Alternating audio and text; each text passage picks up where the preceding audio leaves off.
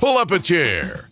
This is Off the Back Porch. Off the Back Porch with Sandy and Boomer is brought to you in part by Country Village Sporting Goods. Everything you need to get in the woods, the water, or to the camp is at Country Village Sporting Goods. Jason Hardy State Farm.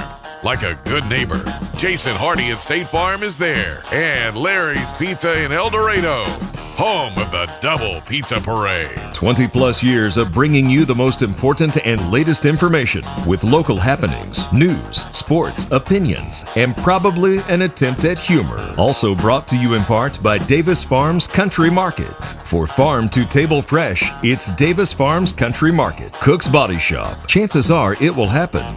And when it does, look to Cook's. Murphy Arts District. For the latest information on concerts and events, go to eldomad.com. Recorded live from Main Street Pizza in historic, beautiful downtown El Dorado, Arkansas. With a history of being the voices you trust. This is Off the Back Porch with Boomer and Sandy. Or Sandy and Boomer. Or two old guys you've known for a long time, whatever. And now your hosts, Troy, Boomer, Barrios, and B.A. Sandy Sanford.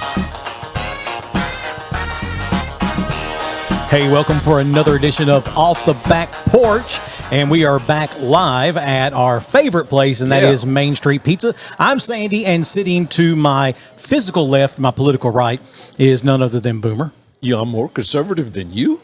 Well, I mean, probably nowadays. Older, probably. Yeah. You yell at people to get off your lawn. So. Yeah, I do. Don't walk on my grass. So, there's a street right there. There's a sidewalk. I mean, and a sidewalk. Yeah. Oh, we had a lot of fun last couple of weeks. You know, of course, we were at Country Village Sporting Goods, and then last week we were at Davis Farms Country Market, and I forgot to turn my phone off. So if anybody just heard that, that's on me. Okay. Well, no, Davis Farms. Let me tell you what, a lot of stuff there, but I got a cantaloupe and a watermelon. Now, the watermelon was fine, but it's still the little ones, you know. Yeah, they're little. It's not the big black diamond melons yet. Cantaloupe, kicking. Yeah. I ate the whole thing. My wife didn't like cantaloupe. She goes, "Why'd you bring that home?" I said, because I like cantaloupe, Martha. Anyway. You know, my thing, I could smell those cantaloupes from outside, and I was like, man, those cantaloupes are perfect. Yeah, they were in a good spot. They weren't too ripe, and it was kind of like a Goldilocks. Cantaloupe. It was just right. Just right. I'm a little deafer than you are, so I have to turn mine. Go ahead, man. Do what you got to do. I have to turn mine up. Yeah. You know, I get asked a lot because I am hearing impaired, and people say, "Were you born that way?" And I was like, "No, not even close." Wearing headphones every day for 20-something years, it'll do it to you. And the thing is like if it's quiet, I can hear a mouse pee on cotton on the other side of the room. Yeah. You know, but if there's background noise, even a little bit, air conditioner, if the fluorescent lights are humming, that's all I can hear. Oh, really? It's everything in that vocal range. Okay. Is basically drowned out by. So you need to go see a guy. Yeah, definitely. Audiologist. Get me one of them wonder ears. Give me a bionic ear. Was that Steve Austin, the bionic man? Yeah. He was the $6 million man. And then there was the bionic woman. Yeah. And her name was Jamie something. Okay. On the show. Yeah. But I almost said Lindsay Wagner, but that wasn't right. Wasn't that Wonder Woman? She was Wonder Woman. Okay. Yeah. Anyway. Yeah. Now we're really dating ourselves. No, I don't date myself. I date because I'm a terrible date. I tried dating myself before. I'm cheap. I'm like, we don't need that. We don't need an appetizer. I took myself home early. Went out with my friends after. Yeah. It's like every time I go to Boomer's house, I'm like, all right, man, I'm going to go. He said, good, because my real friends are going to be here in a minute. I just text them, told them, hold up. Hold on, Sandy's still here. You know, if you show up while he's here, he won't ever leave. Like the time he came to the hospital and stayed with me for 3 days. Yeah. I woke up and he says, I've been here for 3 days. I said, well, thanks. That was still, and I still have people say, y'all said you were going to talk about it, and we did a little bit, what? but about your near-death experience. Yeah. But it was bad. Boomer had surgery and had his appendix taken out. Yeah, that. And you put the wrong emphasis on the wrong syllable, but go ahead. Yeah. He had his appendix taken out, and then a few days later, I guess it was, you turned septic. I was septic. That took it out on a Wednesday, and by Sunday I was septic and back in, and they cut me open from stem to stern and took out 2-liter bottles of infection is what the surgical nurse told me, and then they sewed me back up. No, they didn't. They left it all open, and so I laid there until Friday. And they poured ice in him. Yeah. And we stuck some cold beers down in there. And, Hey, how are you? And anyway, it was a 6-month recovery, and I was at the spot of, shutting down when you go septic. You're oh, yeah. Yeah. So anyway. All kidding aside, we were sitting there, and he sat up in the bed one time, and he looked at it and he said, now, y'all come on. Mama said, come to the table. Supper's ready. Come on. And I was doing some bad hallucinating. And one of your children, I won't say which, but one of your children just started squalling. It's like he's singing his mama. He's going home. He's going to the marriage supper of the Lamb.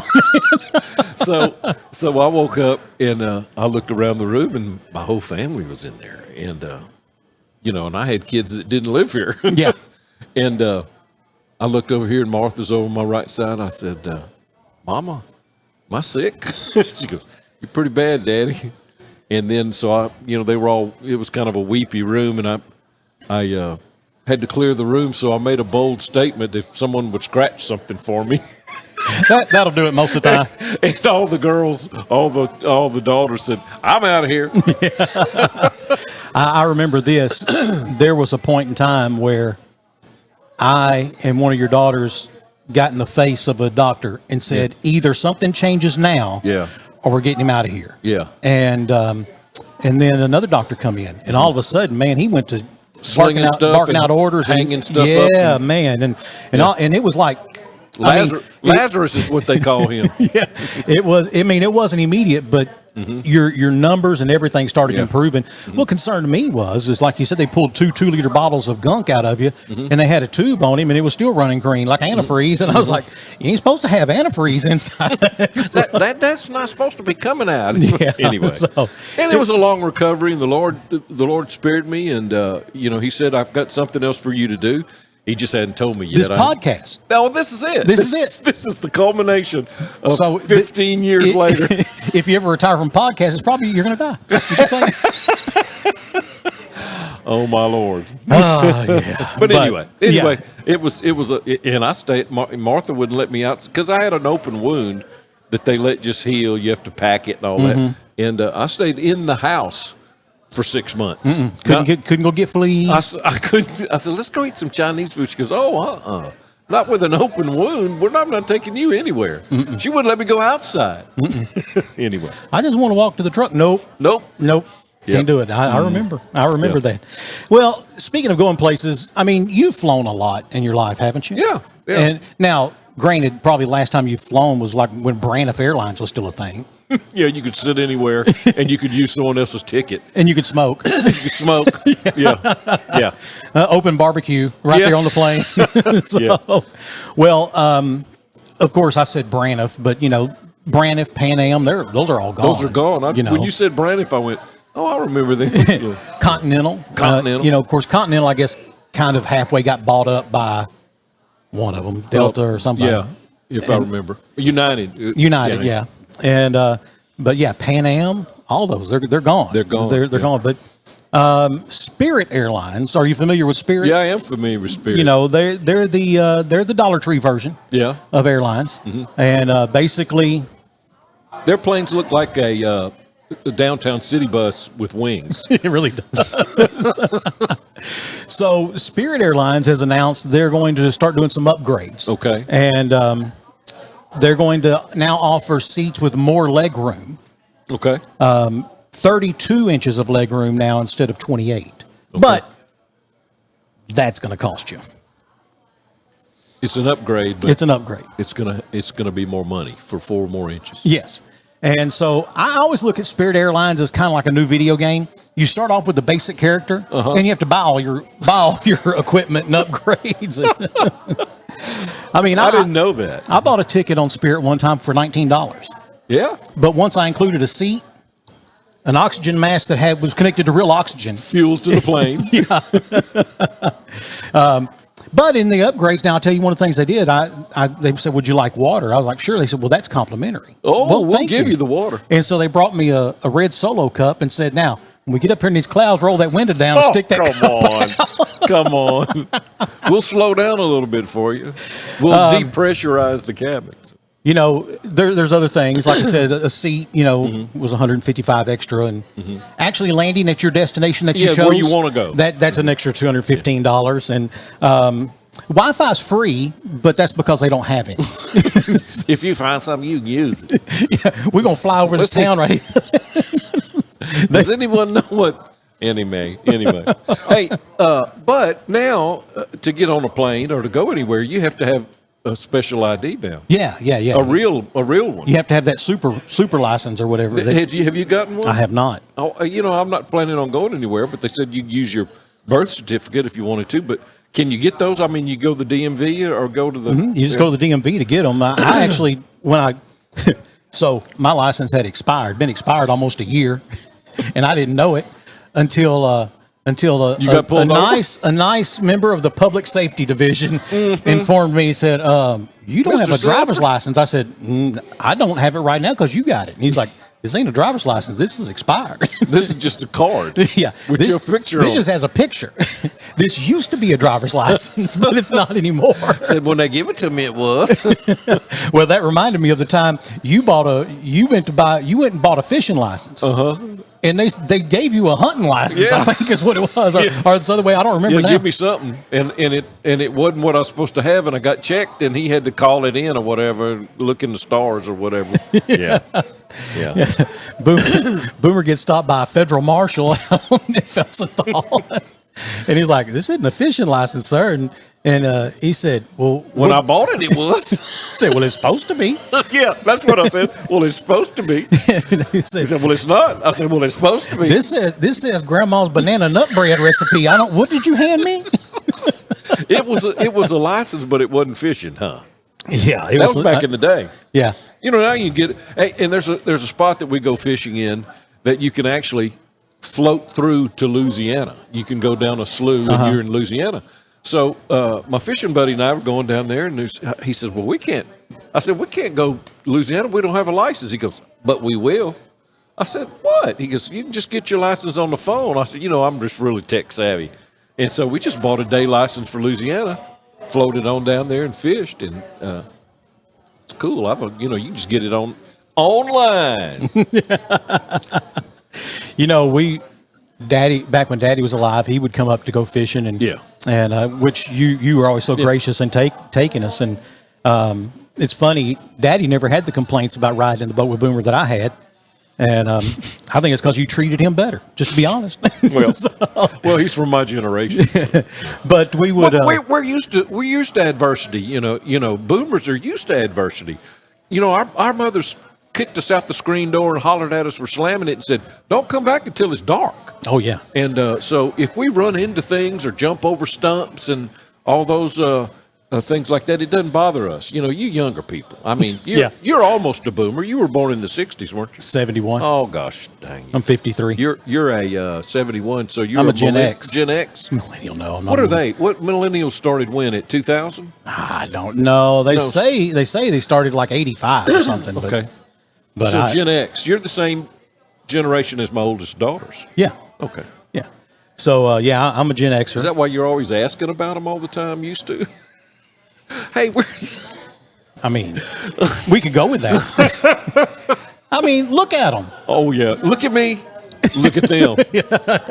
Hey, speaking of looking at them, we had graduation last night at Parker's Chapel, and my granddaughter, your oldest granddaughter, Addison, who is an absolute beauty. She is gorgeous. She is she doesn't get dates because they're afraid to ask her. Right. And they know she's a sweet, good girl. And anyway, so we had the whole family there last night. And, I've got wife and ex-wife. And yeah. And so been there, done that. And then there's Lisa Mama that's got her ex-husband there, and it's her new boyfriend, and so it's a lot of his, mine, and ours, and all that. But so my ex-wife's sitting right there, and we've had a cordial relationship for a lot of years. And so we were able to visit. It was nice, you know. Yeah. In fact, they're all coming over to our house tonight, and so we're going to have the. Oh, really? There's something happening at your house tonight? Yeah, from my family. And you want to come? No. By all means. I mean, just saying. Well, I mean, we're like family. That's we're like what I brothers. thought. We're like brothers, but in Christ. I'm not having a Jesus meeting. Ain't gonna be no prayer meeting. We ain't gonna be holding hands. Well, sure ain't gonna be no tambourines. Yeah, because anyway, never mind. I'm feeling like President Biden now. I start something and I go, whoa, never mind. Buddha. So which way am I supposed to go? Just stand here? Trip over that sandbox. Yeah. Trip up this same set of stairs 3 times? You know, and we're jumping around, but that's how my brain works. We're watching the news at lunch. Imagine that. Yeah. Martha and I, Fro and I, watching the news, and she says, if you don't get on something else, you'll think, if somebody from the left doesn't ever get on something positive right now, they think that that's the way life is. That it's really like that. So I flipped over to MSNBC, and they're talking about the plane from Qatar that we're going to get, and over on the positive news, over on the right-leaning news, they're talking about a $400 million savings. Okay. And over on MSNBC, Katie Tour was talking about no matter what, whether we wait for that plane that Boeing is supposed to build that they laid on, or we wait on this new plane that Qatar's going to give us, it's still going to be $1 billion, and it's going to be several years away. Because of all the things they got to put in it. Yeah. Because they got that shield like Star Trek has Well, that they can throw don't up. you have to put those on any plane? Any one of them. Right. So here's my deal. Giving us one, buying one. I mean, doesn't that seem simple? It reminds me of when we were getting ready to send troops over to Iraq or Afghanistan 1, and there was a congresswoman from Houston, and Sheila Jackson Lee, and she thought she had something. She laid in on this general about, how are we going to feed all them people? He said, we feed them every day. Yeah, No. I whether mean, they're over there or not. How are we going to feed them over there? And he's like, Same way we feed Madam Congressman, we feed them every day, no matter where they are. Yeah, but they're going to be over there. And he's like, right. And that's where the food's going to be. Over there. How about the congressman that said there was going to be too many people on one side of Guam? Guam, yeah. And he said, are you afraid it might tip over? Remember that? And he asked that. When I was watching the replay, I said, "Oh man, he's got a gig in." It's a little joke, yeah. And the general or whomever was answering the question said, "Well, no," and he just glazed over it, let it go. He let it go. You know, me and you wouldn't have let that go. No, you wouldn't. I said, "Now what? Hold on just a minute. Did you really just ask me?" Guam is not a boat. It's not a big paper plate floating in the ocean. Anyway.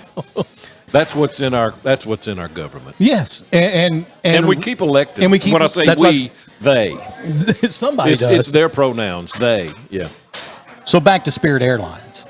Okay, I'm sorry. That's where we were. It's okay. Wow. So Spirit Airlines is also offering some new programs. Like, for example, you can now become part of their loyalty program. And it's actually just a support group for people who've flown on the plane before, but it's their loyalty program, what they're calling it. And then also when the plane hits turbulence, that's an added charge because you've unlocked roller coaster mode, and that wasn't intended. That's not. I'm pretty sure. No, they'll come down that aisle and be like, "Do y'all feel that turbulence? $10 from everybody. Everybody, yeah. We pass my hat."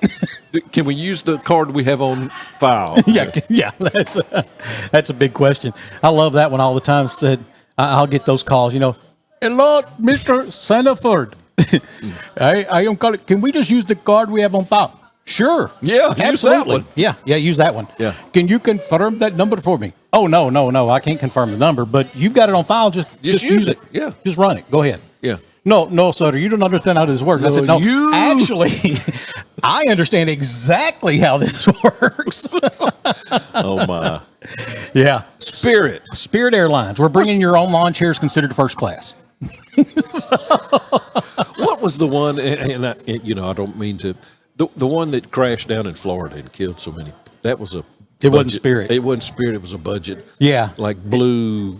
Yeah, Blue Sky, something like that. I don't remember now, but yeah. Anyway, but I don't think budget. I said budget. Spirit. I don't think they've ever had a crash. Now, earlier this week they had one flying from Houston to Orlando, and they had to divert and land in like Tallahassee or Jacksonville or something. And of course, you know, Spirit Airlines in the spirit of Spirit, they said, "Hey, we got you this close." Yeah. Y'all get there the rest of the way. Thumb it. You know where you don't want to fly into right now? Where's that? Newark, New Jersey. Oh, yeah. Yeah, their equipment's still copper wire. Oh, that's right. And it's on floppy disks. Yeah, I saw that the other day that they're now. They had 4 controllers in the tower, and they're supposed to have 14. But it's not because they couldn't schedule them; they just don't have them. We don't have enough. Well, that and the equipment they have keeps just shutting off. Yeah. Because he told the guy, he says, "You're gonna have to fly somewhere else." Because he said, "Well, you know, give me Squawk." He said, "We can't find you. We don't know where you are. We can talk, except they're in Jersey." And it's like, get the out of here! You can't fly that plane in here. What's the matter, you? Shut up in your face. You kissing your mama with that mouth?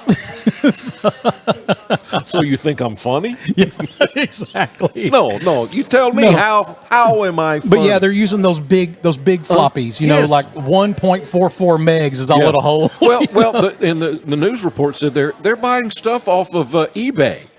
He said, well, that's the only place it is because it's not supported by anything anymore. But here's the question. You mean to tell me since 1983 or whenever those terminals were put in, that not one time has any of the aviation bills that have been gone through appropriations and through Congress and signed by the president, not one of those had $1 set aside for that Newark, New Jersey airport. You mean to tell me that? Yeah, because I find that hard to believe. Yet we can study the growth of peas in Peru. Just give peas a chance. Give peas a chance. We're going to take a break.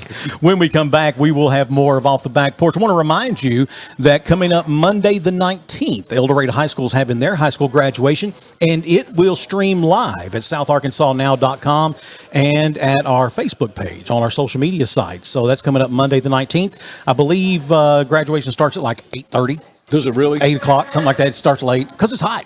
Yeah. Well, and Parker's Chapel started at 7 last night, and you know, they only had... There's a lot less of them to get through. Well, there's only 70-something. There were 70-something in that class, and that was a large class. But at any rate, it's going to take a while, so it's got to be cooler, and it's hot in that stadium right now. So good. Evidently, on the field for sure. Obviously. But we're going to have that live thanks to the Tom Cotton re-election campaign. They're sponsoring our streaming service. We're going to be back with more of Off the Back Porch right after this.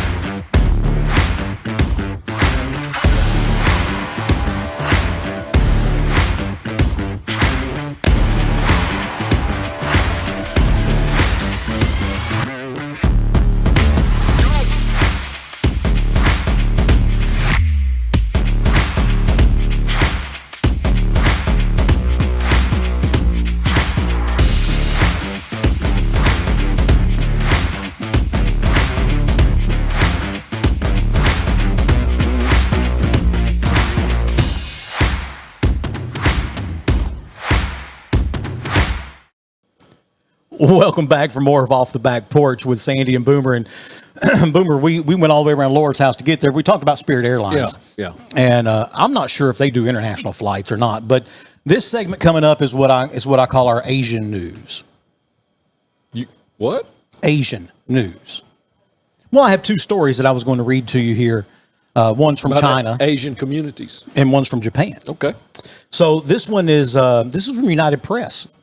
Okay. So a zoo in eastern China is asking for the public's help to locate an escaped capybara. Capybara, yeah. Capybara. It's a little rodent. Looks like a nutria-rat. Yeah, a big nutria-rat. Yeah. So anyway, an escaped capybara that's been on the loose for more than 40 days. The Jinwan Scenic Area in Yangzhou City said 3 capybaras named Dao Bao, Beizong, and Dao Dao escaped April 3rd when Baizong broke through a wooden panel. Now, Baizong and Dao Dao were quickly recaptured, but Dao Bao has managed to evade pursuit for weeks. Officials offered a reward of free admission to the zoo in exchange for information to Dao Bao's capture. However, if Dao Bao isn't spotted within the next few days, I think we can safely assume someone made a roux. Okay, I'm making it up. I'm making it up. Chinese don't eat rodents. You're right. I'm making it up. 5,000 years of history over there, and they still can't make a website that don't look like a 1998 pop-up ad. I'm just saying. You ever seen any of their websites? Yes, I have. And they're terrible. Yeah, their anime stuff is really not good. So, everything they have, they've tried to replicate from us. Yeah. But as is China, they're 25 years behind. Yeah. So. Yeah. Well, and the capybara is they're actually from like South America. Yeah, they are. And they're eaten by those big snakes and leopards. Yeah. And people. Some hungry Chinese. I'm just telling y'all. Yeah. If y'all don't see Dao Dao anytime soon, we can do him like we did Harambe. Be like, rest in love, Dao Dao. So, this next story comes from Mount Fuji, Japan. Yeah. Where they make the water. Yeah. A 20-something Japanese man who was rescued by helicopter from Mount Fuji on Tuesday of last week had to be rescued a second time on Friday of last week, only 4 days later.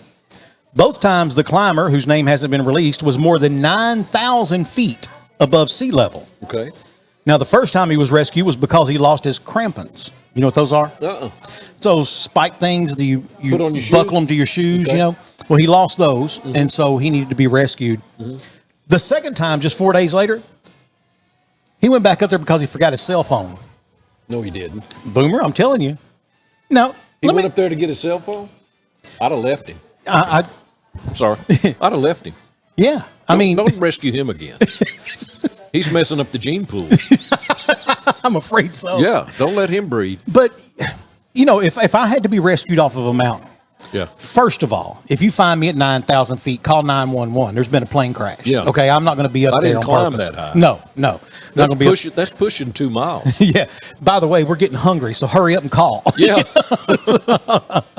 We've eat all the snacks, all them peanuts that was on that Spirit plane. We ate them all. It's all gone. done. Yeah. But we're about to make that movie again where they, you know. But it just occurs to me that if you have to come rescue me from a mountain with a helicopter, and I see the helicopter coming in, I'm be like, okay, I'm going to do the pat down. Lord, I'm going to do the, keys, wallet. Oh, you're going to see you got everything. Make sure you got everything. You know, there was a time where for me it was keys, wallet, snuff. Yeah. And before phones. I'm proud to say that it's been more than a year since I have quit chewing tobacco. Good for you. Started when I was 8. Did you really? Well, I am the byproduct of what happens when men raise children by themselves. That's true. Yeah, Daddy was a ball player. Yeah. So Daddy'd get a chew of tobacco and he'd be like, "There you go. You want one? Sure." Unbelievable. Oh yeah, today that would never happen. Oh man. Well, half the stuff you and your daddy did. Well, I again, mean, God rest his soul. He's a sweet man, and he was coming off the top rope a whole bunch. Exactly right. So but again, I mean, you got to remember he was single at 23 with a 5-year-old. Yeah, 23. That's tough. Yeah, I don't know many 23-year-olds I would trust to watch my 5-year-old. Yeah, much less to own one. Yeah, own one. so you know, you're at that age at 23 where, you know, your brain's not fully developed. No, even yet, not even close. 25 at least. So. And I think for him it was more like 45. Mine was 33. Yeah, Daddy said. I called him one time, and this is honest to goodness. I was sitting in my office at the radio station, and it just dawned on me. It hit me, and I said, I called Dad, and I said, Daddy, I think something's wrong with me. And he's like, why? What's up? Tell me what's going on. I said, just yesterday, if you'd have asked me, I had everything figured out. Parenting, marriage, work. Yeah. I knew knew just about everything I needed to know. Yeah. And I said, today, I'm sitting here at my desk, and I'm thinking, I don't know anything. I'm an idiot. Yeah. And he said, that, son, is called adulthood. That's the beginning of knowledge. Welcome. we've been waiting on you to get here. It's about time. When Daddy got smarter and you got dumber, that's when you became an adult. Yeah. Exactly. I was 35 years old when that happened. Man. And it happens at different ages for different people. And, some people, that never happened. Yeah. Yeah. I know some of them. They just float through life and without a lot of self-realizations. So, anyway. But it's been more than a year since I've chewed tobacco. And it's, I have to say, a year later, I every now and then catch myself still missing that wad in my jaw. Feeling of, and you and I both smoked for a long time, and we quit that a long time ago too. But there was a time when we all worked together. That, in fact, we got together at your house one time, and it looked like a bar in there because the smoke. It was like a smoke machine in there, and so. Even the smokers said, I need to go outside for a minute, get a little fresh air. I'm smoked out. Yeah. I'm smoking all y'all cigarettes too. So. Well, and, we'd have poker night at the house. And that was a lot of fun for me because most of the times I won. Mm-hmm. And it was a $10 buy-in every week. And there'd be 5, 6, 7 of us sometimes. Mm-hmm. And we just have a big poker tournament once a week. And that was always a lot of fun. It's not my game, and I enjoyed watching y'all play. And there's some times when I've been with y'all, we'd go to places and y'all play some poker, and I can't sit still that long. One time, Boomer made fun of Steve Harrell and me. We had it was New Year's Day, I believe. Steve and I got up at like 5 that morning. Yeah, drove to Shreveport. Okay, went to a casino and played in a poker tournament, which I think we both did very well, if I remember correctly. And you made fun of us before we left. I did. About, y'all going to get up on your day off that early and blah, blah, blah, blah. Yeah. We get back and we're like, so what'd you do? I went duck hunting. Yeah. Got up at 4 o'clock. What time? Yeah. You got up an hour earlier than us. Yeah. And you were standing in chest deep 38-degree water. let me tell you a true story. That happened too, but back when my brother-in-law and he'd come up from Louisiana and we hunted a lot together. And the big thing in Arkansas is to duck hunt in flooded timber. Mm-hmm. So when the water would get up high enough to where you're in the timber and hunting, and man, it's just, if you've got knee-deep water in flooded timber, man, that's the catch me out. That's when the ducks are coming in. Well, one of our hunting buddies went to Shreveport. He went for the weekend. He was going to the casino. And the casinos, that's in Franklin. It's a casino. Casino. Yeah. If you're South Louisiana, it's the casino. Anyway, so we're standing there. It's 17 degrees. Oh. And the wind's blowing. It's whipping. And, I'm just happy as a pig in pork, and Mo and I are standing there, and I says, man, what is wrong with all those other guys? What is the allure of going to a casino? I said, when I go to the casino, you know what game I play? What? I said, that one where you put $1 in and 4 quarters come out. He goes, the change machine? I said, yeah, that's the one I said. Break even every time. Anyway, he said, Troy, look where you standing. I went, in the flooded timber. He said, you're almost up to your thighs in 17-degree weather with the wind howling at about 20 to 30. I said, okay. He said, well, this is fun to you. I said, yeah. He said, well, maybe that's fun to them. I said, no way. No way. Can't agree with that. Can't be. Yeah. So I said, oh, I get it. Because, there's guys that'll say, I'll just go buy a duck or a goose at Brookshire's. Y'all go ahead and go. Because, by the time we kill one duck, it's like $700 per pound. Yes, of course. and we don't like to eat them. Yeah. Boomer used to tell me, man, I want you to come duck hunt with me. I said, I don't make enough money to duck hunt. He said, you're my boss. And I'm like, I still don't make enough money to go duck hunting. I have all that gear. And so Fro would say, now what are we buying this for? I said, well, that's a whole different hunting situation. If you're hunting here, you got to have this. Now, but if you're hunting over here, that's where this comes in. You got to have different stuff to hunt over here. She goes, well, I don't understand. I said, well, the place looks different over here. You got to have different camouflage. You got to have different. You don't need waders. You need this, and I said, I may be wearing all white sometime. So if we're hunting geese, you're kidding me. She says, you got to buy all that white stuff. And I said, no, I'm just going to get one of them Tyvek suits and put it on. But anyway, I said, you've got more than one purse, don't you? She goes, well, yeah, that makes sense, though. You got to match to different things. I said, absolutely. I'm trying to match. I'm matching to whatever I'm hunting in. So there. Anyway. I remember one time Boomer was telling me, he said they had this guest preacher come in at his church, and he said that, man, I was really excited he was coming. He said, but you know what? He preached that same sermon that he preached he was here last time. And I was like, yeah, but you sing them same songs over and over and call it anointed. Why can't you? I mean, we didn't sing Old Rugged Cross just once. That's true. Midnight Cry, I've heard it a bunch of times. And I liked it every time. Every time. Yeah. We're going to take a break. When we come back, we have more of Off the Back Porch with Sandy and Boomer coming up right after this. This is a nightmare. Someone call for a nightmare? Hang on.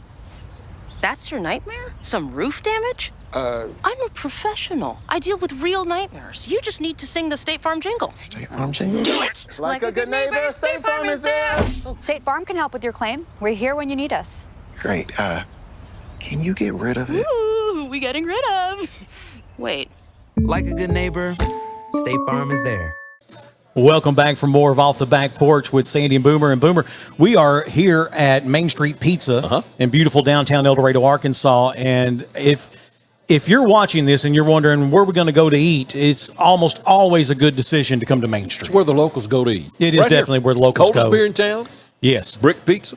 We were here Sunday after dance rehearsal, or dance recital. Yeah. And so we came over Sunday and we had a plate of them armadillo eggs. Yeah. And a couple pizzas, and most of the kids were here, and 5 of the 6 were here, and man, it was just good. We just all sat down and took up that big table over there. And just everyone wants that big table. Yeah, had a good time. That's normally where we record from, is that big table. Yeah, and 2 of us at a 8 people table. Yeah, but the time of day that we're here, normally it's not an issue. But there was people in our seat. Yeah. People in my seat. we kind of felt like that. Quit going here. Yeah, that sounds like some people who used to come to my church. Yes. Said, we're not going to just find a new seat. We'll find a new church. Yeah. Right. Let me sit where I want to sit. Show you. Hey, I caught some grief from one of our viewers the other day. They're like, you're always wearing that Astros hat. Well, you're an Astros fan. And that's what I said. I'm a fan. Yeah. Well, what do you want me to wear? You know, a Cardinals hat? Ooh. Don't say that out loud. An Astros fan is not going to wear a St. Louis Cardinals hat. Anyway. Yeah. But anyway, how are the Astros doing this year? They're okay. I think they're like one game over 500. You know, it's early. They're like 41, 42 games in. They're like 21-20 or 22-20, I think, last I saw. Oh, so they're just batting 500. Middle of the road, yeah. They're gonna have to do better than that. But you know, they lost Bregman. And he was the former shortstop for LSU, first overall pick by the Astros in 2015, I believe it was. And of course he fast tracked right to major leagues, and he was third baseman, and his contract was up, and it was time to or get off the pot. Yeah, renegotiate. Yeah, and there was just really no financial way for them to keep him and ever be able to sign any more talent. And the Astros made that mistake in the past when they kept Craig Biggio and Jeff Bagwell. There was and they suffered for it for a long time. I mean, those years from about 06, 07 until about 2017, you know, they lose 100 games a year, but they just had to pay those contracts out. And so, you know, I hated to lose him, but at least they lost him to Boston and not to St. Louis, that Dirty Bird team. But in honor of our viewer who's given me so much flack, I decided to wear the Astros shirt today. today. The whole shirt with the hat. With the hat, that's right. And this one actually is a Stephen F. Austin special one. So when my oldest son was getting his graduate degree at Stephen F. Austin, he called me. He said, "Hey, they're going to have a Stephen F. Austin Day at Minute Maid Park. Do you want to go?" And I'm like, "Absolutely." So away we go, and we went down there, and they gave us all a jersey. And really, yeah, I thought it was pretty cool.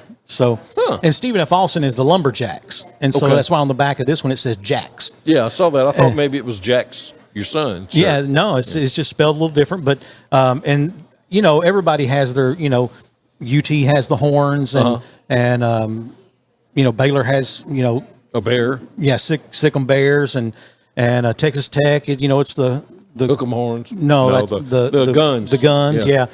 Arkansas is a Woo Pig Suey, but for LSU is go to hell, Ole Miss.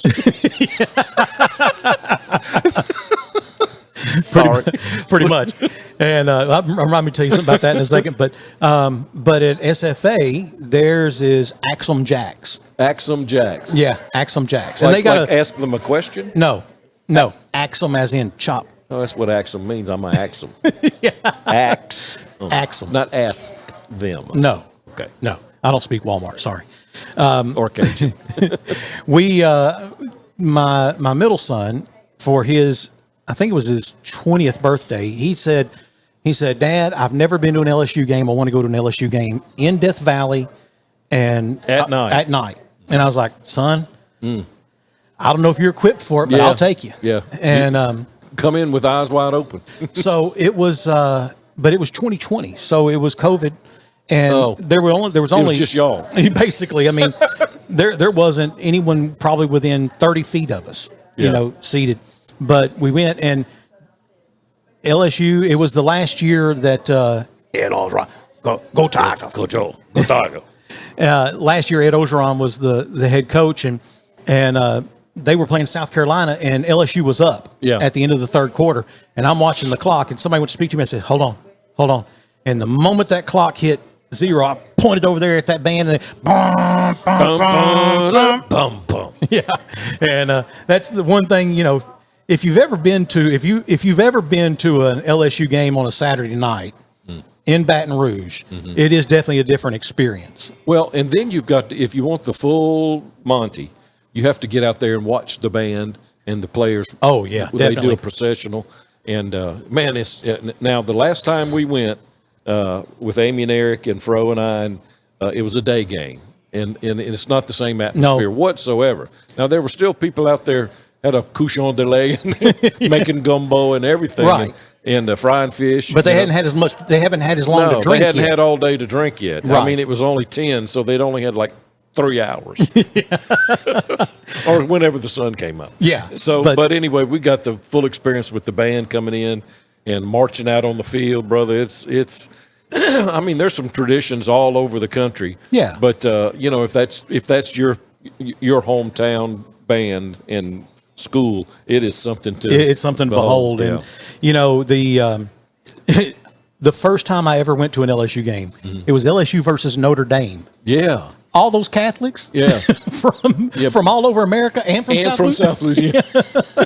And it was a nighttime game, and it was like on ABC or something back in the day. Yeah. And man, that was a wild ride. I was like, these people somebody's going to get arrested, and that's just a given. Yes, of course. Yeah, of course, someone's going to get arrested. And the first time that LSU played Notre Dame was back in the 70s, and I had a brother. My oldest brother then lived in Tulsa, and he drove from Tulsa to Morgan City, Louisiana, just so he could watch the game with all of us. He's an LSU graduate. My next brother went to LSU for a couple of years and walked on and they beat him up so bad he had to come home on the freshman team. But anyway, Ray, he said, when I got within a block of the house, I could hear y'all. That was like 73 maybe was the first time they played Notre Dame and won at Death Valley, beat Notre Dame at Death Valley. Yeah. And of course that announcement they run before the games, it's like a pantheon of cement and steel rising from the bayou. And, and where it never rains, Saturdays. Now I was watching LSU baseball last weekend, and it's Arkansas LSU. Yeah. And, Arkansas coming off sweeping Texas. Yeah. And then LSU beats them by 1 run on a late night game Friday night, and then run ruled them on Saturday. And I missed the game on Sunday, Mother's Day and all that stuff. But at any rate, the broadcasters were talking about, they were doing shots of, Baton Rouge and the stadium and the river. And he says, well, that's the new bridge.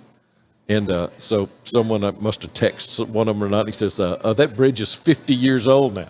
He said, well, that's what we call it still. Yeah, that's it's still called the new bridge. He says, then they showed the stadium. He goes, and that's our new stadium. He said it was built in 1926. 1908 or something. Yeah. But that's our new stadium. He said, they just keep adding to it. That's why we call it the new stadium. There's some seats up there that they have to put lights on so the planes won't hit them. They are high. They are. I decided, it's usually on the opposite side from the press box. And I said, I'm going to go up there. Man, it's worse than the Superdome in New Orleans. It is high. And steep. That's what I meant, the steepness It gets steep up there. So I've never been in those up there. I've never had a ticket up there. In fact, the last time we went to that day game, we had tickets down like on the 40-yard line about 7 or 8 rows up. I mean, you could smell the snot from when they got. You can barely see over the kids standing on the sideline. Yeah, and so. So I said, go, Martha, Martha got to have a new Diet Coke about every 30 minutes. So I'm downstairs and I come back and Amy Lee's going, oh my God, where have you been? What? He says, I thought we was going to have to haul Mama out of here. What? I said, she's hollering at that lady down there to sit down. She won't sit down. I said, they got in a shouting match. I went, oh my Lord. Martha goes, well, there's these little children right there and she's standing up and those children can't see. I said, well, quit advocating for people. I said, you just don't know what's going on. Because that lady was, I bought this seat and I'm going to stand up. She wasn't standing up. She was standing up in her seat. Yeah. Well, she was on the first row. She just wanted to see. Yeah. Anyway, yeah. Don't be hollering at people at Tiger Stadium. So. Hey, let's talk about a minute about Florida Man. Yeah, I like Florida Man. It's different somebody every week, though. Yes, it is. 2 Florida men were recently arrested by Ohio State Highway Patrol after a large quantity of cocaine was found in their rented Ford F-150. Much to everyone's surprise, the illegal substance was stashed in Lunchable containers. You know, a Lunchable, Kraft Lunchables? Yeah, got some cheese and a little meat, and a cracker or something. Bologna and some, yeah. So it started when troopers spotted a rented 2018 Ford F-150 with Florida registration driving in a dangerous manner on an Ohio turnpike. Troopers noted the excessive speed, aggressive lane changes, and that prompted a traffic stop. Noticing suspicious signs. Now, noticing suspicious signs. The troopers ordered the vehicle's driver, 21-year-old Nelson Lopez III, to exit the vehicle, where he consented to a pat-down. Troopers relieved Lopez of a loaded .380 semi-automatic and commenced a search of the vehicle on the basis of probable cause. That's when officers discovered a suspiciously heavy pair of boxes of Lunchables. When they opened it, did not reveal trays of luncheon meat, crackers, and corn syrup. Instead, it contained parcels of cocaine, which lined the packages, containing about 4 pounds each. Oh, Lord. Worth an estimated $168,000. Yeah. Troopers then arrested 21-year-old Lopez III and his passenger, 41-year-old Lopez Jr. What a dad. What a dad. Both of Zephyrillus Hills, Florida. They were booked into the Wood County, Ohio jail, charged with possession, trafficking cocaine, and faced penalties of 22 years of imprisonment and $40,000 in fines. So a good dad-son trip. We're going to see America. We're going to see America. By the way, we got the cooler? Yeah. We got, you got gas? We're full up of gas. Got a spare tire? Yeah. Got a jack? Got a jack, yeah. You got them 2 bricks of cocaine in the Lunchables box? Oh, yeah. Let me run back in and get them real quick. Forgot them, yeah. Only a Florida man. That didn't happen in Florida. That actually happened in Ohio. That's what I was about to say when you said Ohio. I said, they must not be in Florida anymore. See how quick I am? Yeah, you are. We're going to take a break. When we come back, we have more of Off the Back Porch with Sandy and Boomer right after this. Life happens. And sometimes that means life throws you a curveball and someone hits your car. You don't have the time, the energy, or the inclination to deal with it. That's why Jody Cook and Cook's Body Shop is here. Whether it's an insurance claim or some cosmetic work you've been putting off for far too long, check with our friends at Cook's Body Shop. They are the official body shop partners for the Off the Back Porch podcast. When it happens, look to Cook's. Every Everybody loves a parade, and Hilarious Pizza throws parades all week long. Bring the family in for your favorites, or explore the variety that Hilarious Pizza offers. Come join us at Hilarious Pizza for the greatest parade ever. Welcome back for more of Off the Back Porch. And it was Sandy and Boomer, and I'm Sandy. But you will notice that that I have a different guest with me right now, and that is Carter Bryant, the Power. Carter the Power. Bryant. Let's go. Yes, and, that's my name. And now Carter and I, obviously we met years ago when you were still playing high school football. Yes, and I was doing play-by-play and all that. But then we really got to know each other. You were at LSU and you needed a summer internship position. And you came to work with us at the radio station. Absolutely, yeah. It was a great opportunity. It got my career started. Mm-hmm. That was my first radio position that I ever had. And all I ever wanted to do was do terrestrial radio. And it was fun. I got to do this stuff with the Daily Leader. Mm-hmm. That's way back when. That's a throwback, and it was so much fun at the Walmart, and yeah, now I'm here, sitting here with the future, the podcasting world. Mm-hmm. I love it. So when you kind of made your mind up that you wanted to go into sports radio, sports journalism kind of thing, your mom she was very kind to me, and she thanked me over and over again for giving you that opportunity. Yes, but then you moved to Washington D.C. I did, yes. So I went to LSU, started my radio. You gave me my first radio position, but went to LSU, and my sophomore year, they gave me a sports radio show, done next to Tiger Stadium with the student radio station. And I co-hosted it with some of my closest friends, and then eventually got to do some solo shows. And I had an opportunity present itself where I dropped out of LSU and took an internship at SiriusXM satellite radio.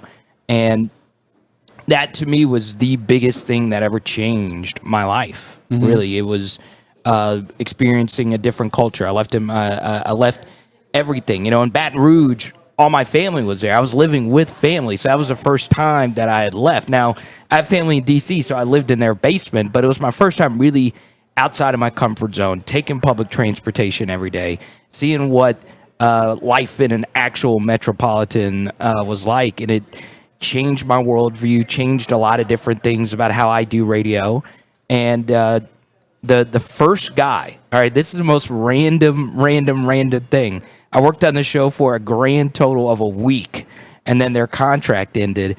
My first ever show I produced at SiriusXM was with James Carville.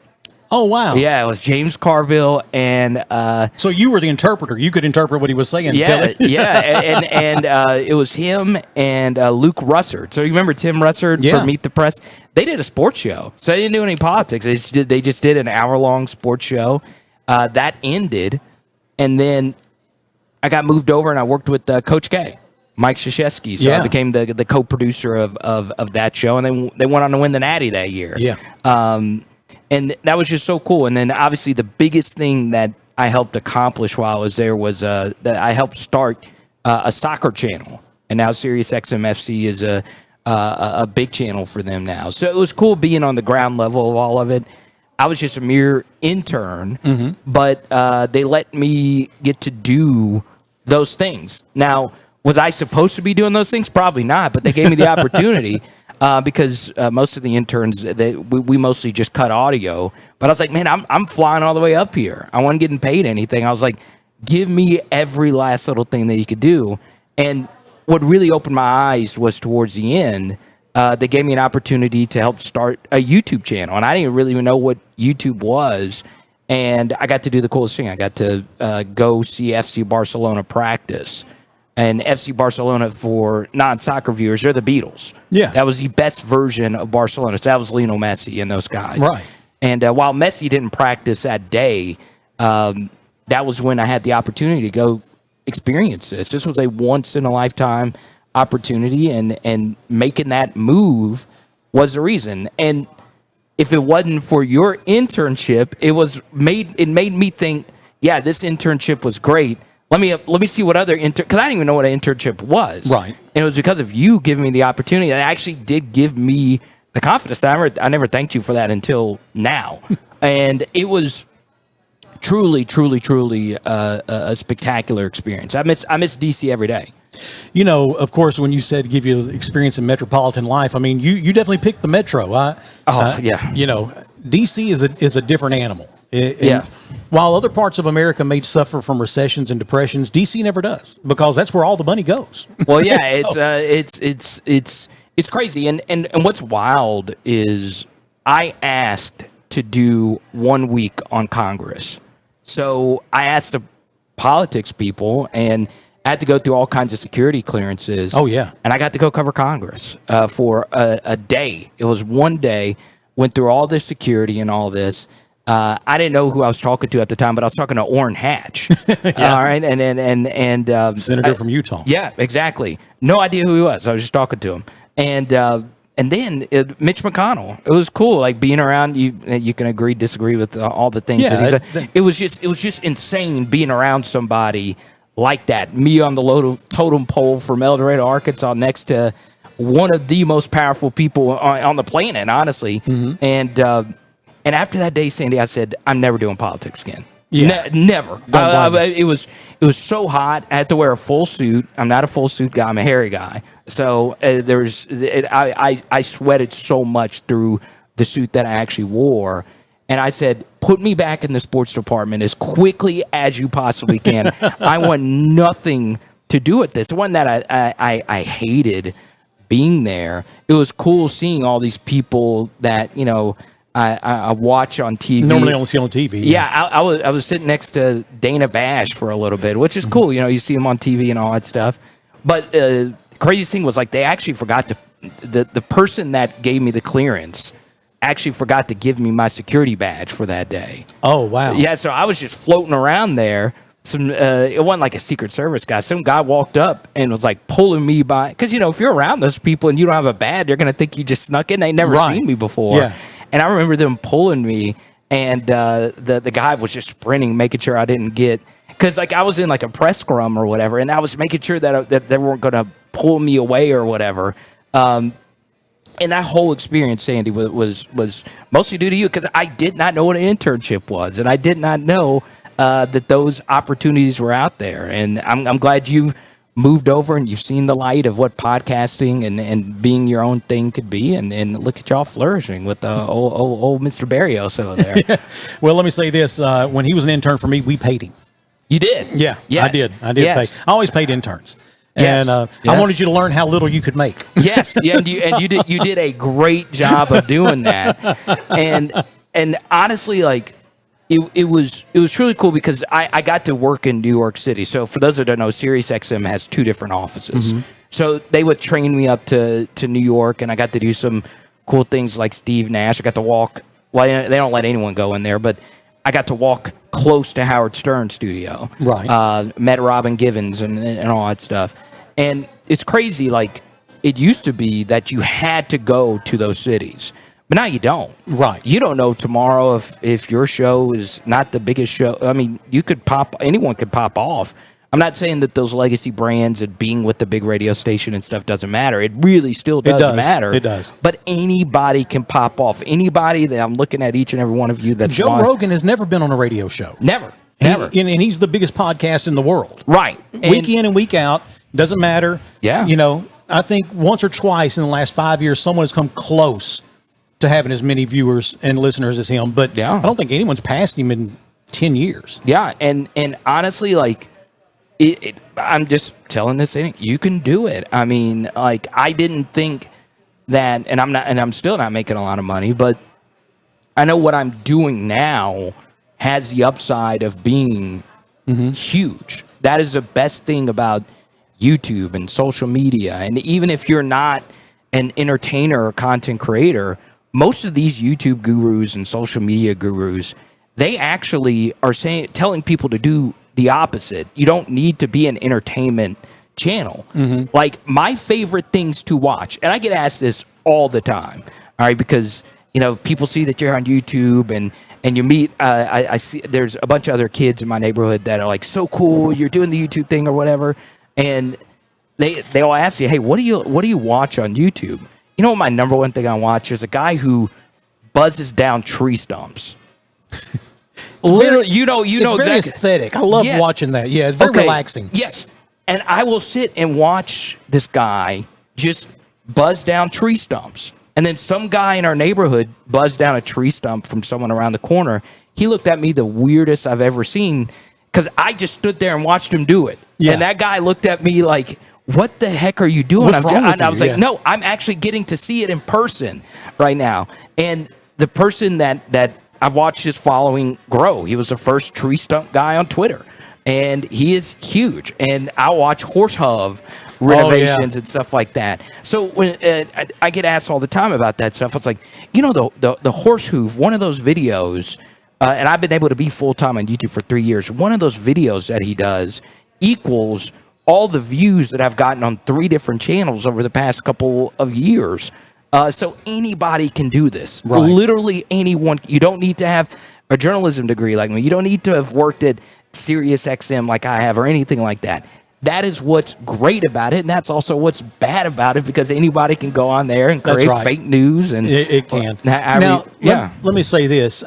You know, you talked about earlier about Orrin Hatch and Mitch McConnell and all. And, you know, in 2009, I got an invitation to have dinner with Rush Limbaugh.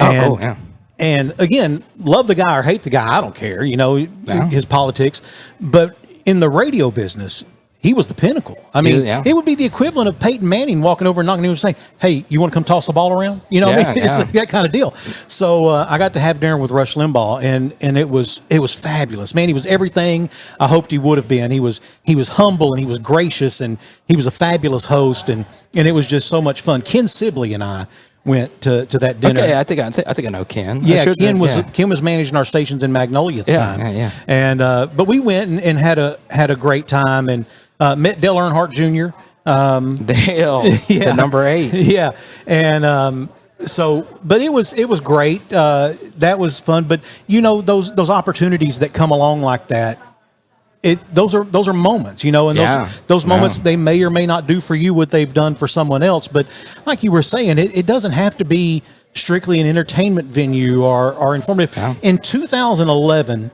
the words "how to" outranked porn for the first time in Google history. Yeah. And since then have continued to dominate. The 2 words "how to" has dominated Google since 2011. People just have this desire, this thirst for knowledge, or at least understanding. You know, I can watch you change out the front end on an 86 Toyota pickup. Doesn't mean I'm going to do it. But the fact that you know how to do it and I can watch you do it, that's pretty cool to me. Yeah, and you know, I had a little fender bender earlier, and now I'm going to go home and see if I can fix it. It is shocking, like how a how-to video can just absolutely dominate everything. Mm-hmm. And you know, if you are a business, you should seriously consider. And I do some consulting where I help people start their YouTube channel, what you should do, and all that stuff. But honestly, the single most important thing to do is just do it. Yeah, that's it. You know, and be consistent. Yeah.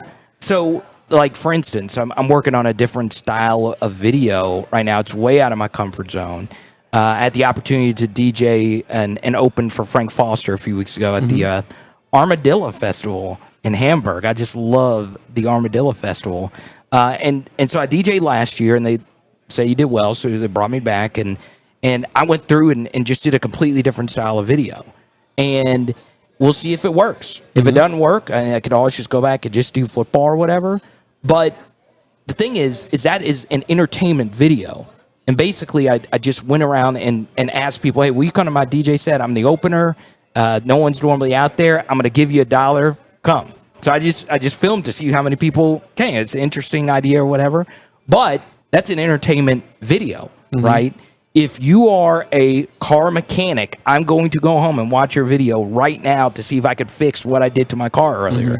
If you are a tree stump removal artist, I'm going to watch you. There's so many different things. Like one of my big YouTube consultants and big donors on my LSU channel is the #1 power washing YouTube channel on the planet Earth. And do you know how many people just sit and watch power? Yes, I do. Yeah, you've probably watched him before. He is amazing. And to see these guys like SB Mowing, for example, Stewart, and I'm sorry, I'm missing his last name, but SB Mowing, and he just goes in, he says he mows these yards for free. Well, we realize that when he says he's mowing that yard for free, it's free to them.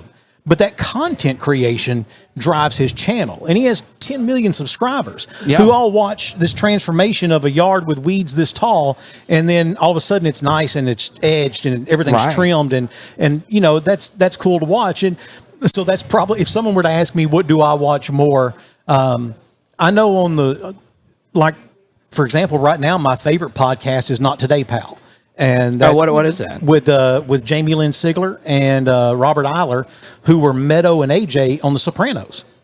Oh, okay, cool. And they do talk about The Sopranos some, but really it's just about life. And they really have a pretty good podcast. And of course, Jamie Lynn Sigler. I mean, good gosh, that girl is smoking even still at nearly 50 years old. Right. So I've seen him at the Knicks games. Yeah. I mean, No, it's you. Anyone could start. That's basically it. I mean, look at y'all, and look, it does help that all three of us have a background in radio. It does help.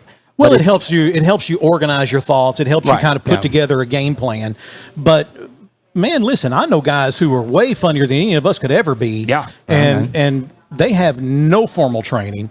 They're just quick like that. They're just one of the funniest guys I know. Now, he's a radio guy, but he's never been in entertainment radio as far as like, haha, funny, is Chuck Barrett. Chuck Barrett is one of the quickest people I have ever heard. And, him and Bo Mattingly doing their show now. Well, they were in the middle of it last week. They were in the middle of it, pissing off Razorback Nation. I don't know if I saw that. And look, I vaguely know Chuck and Bo, and I respect the heck out of them. But I'm with you. With you. Look, they read a room, guys. Here's the thing: why I was really disappointed, because another one of my friends was kind of somewhat in the crosshairs of it. They tweeted it from their own account. So they clipped the actual clip themselves. So that's what they thought was going to be good. And you can't say that to this fan base. You just can't do it. And the bottom line is, and you know my backstory. I'm an LSU graduate. My main thing is LSU football. And basically on YouTube, I started doing some Arkansas stuff. And it did well. So now I have a little bit of an Arkansas following, and it's great.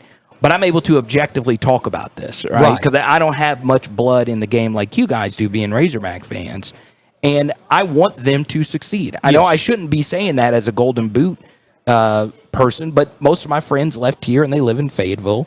They donate to the NIL and all that stuff. When my father-in-law passed away a few weeks ago, one of my buddies sent me a huge rights NIL package that went to the players, right?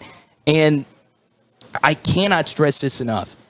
You cannot tell fans that mediocrity is okay in any shape, form, or fashion. Yeah, I think it was a poor choice of words. Yes, and I understand what he was. I understand what he was trying to say. I can't disagree with what he was. What the spirit of what he was trying to say. Right. I just think that you had a chance to walk that back and you didn't. You didn't. And you died on that hill. And eventually they said, hey, this is what it was or whatever. But, man, there is no – and I get into this debate all the time on the SEC channel, because every fan base has pain.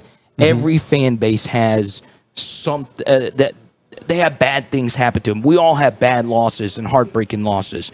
Nobody in the 16-team Southeastern Conference has had it worse than Arkansas Razorback fans. Not a single one of them. Ole Miss has won a baseball natty. Vanderbilt's won baseball natty. South Carolina's won baseball natties. Mississippi State has won a single baseball natty, and they are awful right now. But if you were to ask Arkansas fans, would you prefer Carson Shaddy to have caught that foul ball over, let's just say he catches a foul ball and the program just falls apart the next day? They would take the Carson Shaddy catch. They would. Just for having. Go ask any Florida State fan that had Mike Martin coach them. God rest his soul. Went to the College World Series 17 times, never won it. And you ask Florida State fans, they said, well, I would have liked to have won at least one. I would have traded the other 16 just to have that one. And that's why it's just so tough to say something like that. Do you think if DVH wins one, like in the next year or two, he walks away? He should. And he should hold a middle finger up to all the Arkansas fans that do not respect what this guy has done. Man, let me tell you something. If you don't respect Dave Van Horn, then you are an idiot who has no concept of what it takes. Yeah. So I was in Florida a couple years ago, and the whole family, we were there for vacation, and my oldest son and I went to play golf, because that's my thing. If I go somewhere I've never been, I want to play golf somewhere I've never played, you know? So we go to this golf course, and let me just tell you, I had no business being there. It was like $220 a person to play, and we went, but we're getting ready to, we had like an 11:50 tee time, and so the starting marshal comes up, he says, Mr. Sanford, there's a group of about 12 guys behind you. Don't worry. This is his words. He said, we call them the Dead Pecker Club. They're not going to catch you.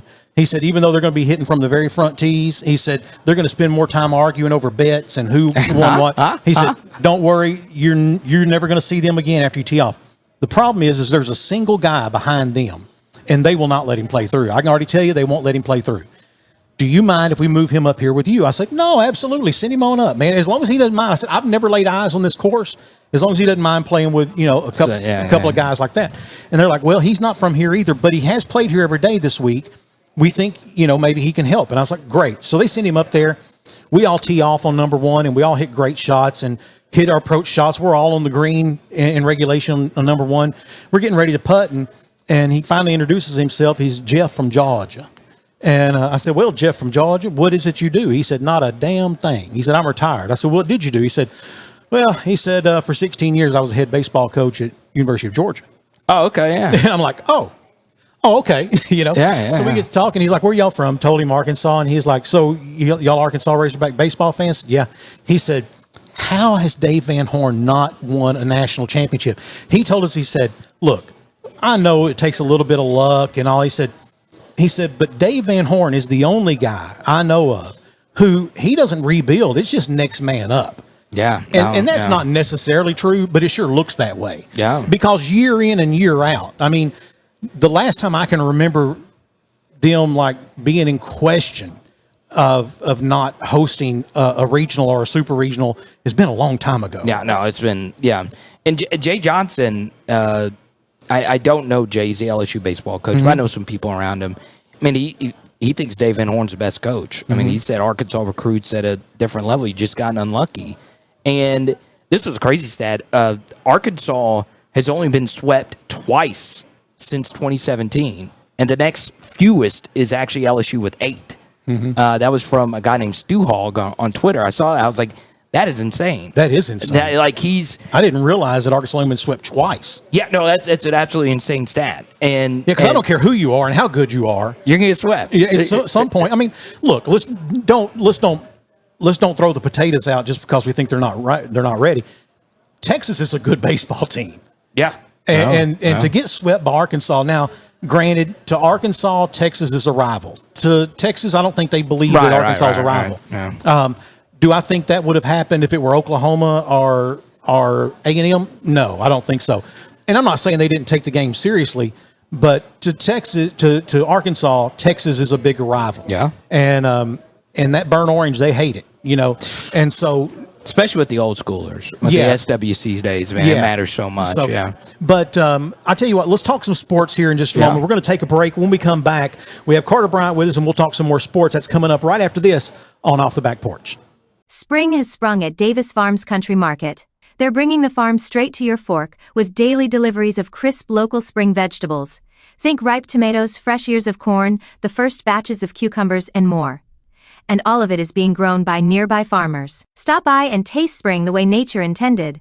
Only at Davis Farms Country Market, 4523 Junction City Highway. Hey, welcome back for more of Off the Back Porch. I'm Sandy Sanford, and here with me is Carter Bryant. And Carter, we started talking a little bit about how you started your podcast career and what started it and got you to that point.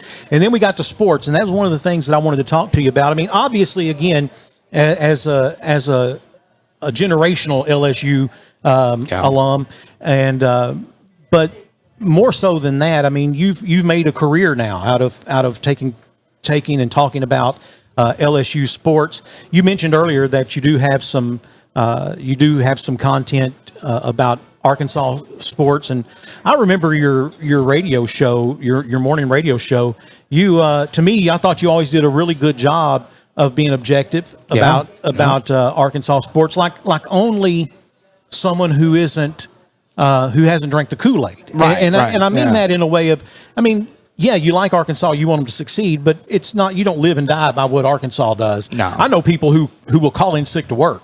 Yeah. If Arkansas loses a tough game, so I get it. But so in all that, let's talk a little bit about LSU. I mean, Coach O 2019, phenomenal. What they did in 2019, I don't know if it can ever be replicated. And you say, well, there's been teams go undefeated before us. They have, but not now. No, it won't happen. I think it's going to be a long, hard road before you see someone else go undefeated like that, just because NIL levels the playing field. It does so much, and just that team just had something Jennings, something special.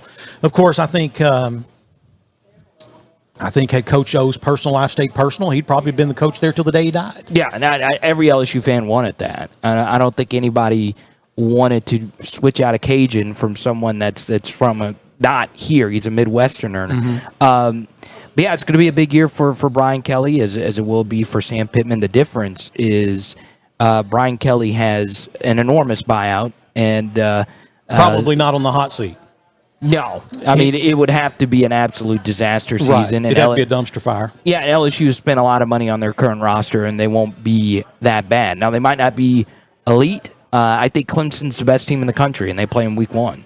I think this is Dabo's best team since the Trevor Lawrence days. Really? Yeah, they're loaded. They're absolutely loaded. 2 defensive linemen that'll go in the first round. They have a quarterback that could be the first QB coming off the board. I think their wide receiver room is the most underrated wide receiver room in the country. Wesco, number 12, is a great player for them. They did lose some pieces, but not anything crazy. And Dabo is still one of the best coaches of all time. Listen, he's a prodigy. He's a prodigy of Nick Saban. Yeah, I mean, I think LSU is still a team that most national pundits have making the college football playoff, but their big question mark is going to be on the offensive line. They got to replace 4 starters, one that went into the first round, and Will Campbell, who was the leader. Maybe some of your viewers know Will. He's a North Louisiana guy, so he was an elite player, locker room leader. He wore a number 7, but I still think LSU is going to have a really good team next year. Now, as far as Arkansas is concerned, I don't think they're going to have a good team next year. I'm really worried about this roster. I'm worried about Sam going into next year. I think Sam's a little burned out from this job being one of the hardest jobs ever in the history of college football, in my mind.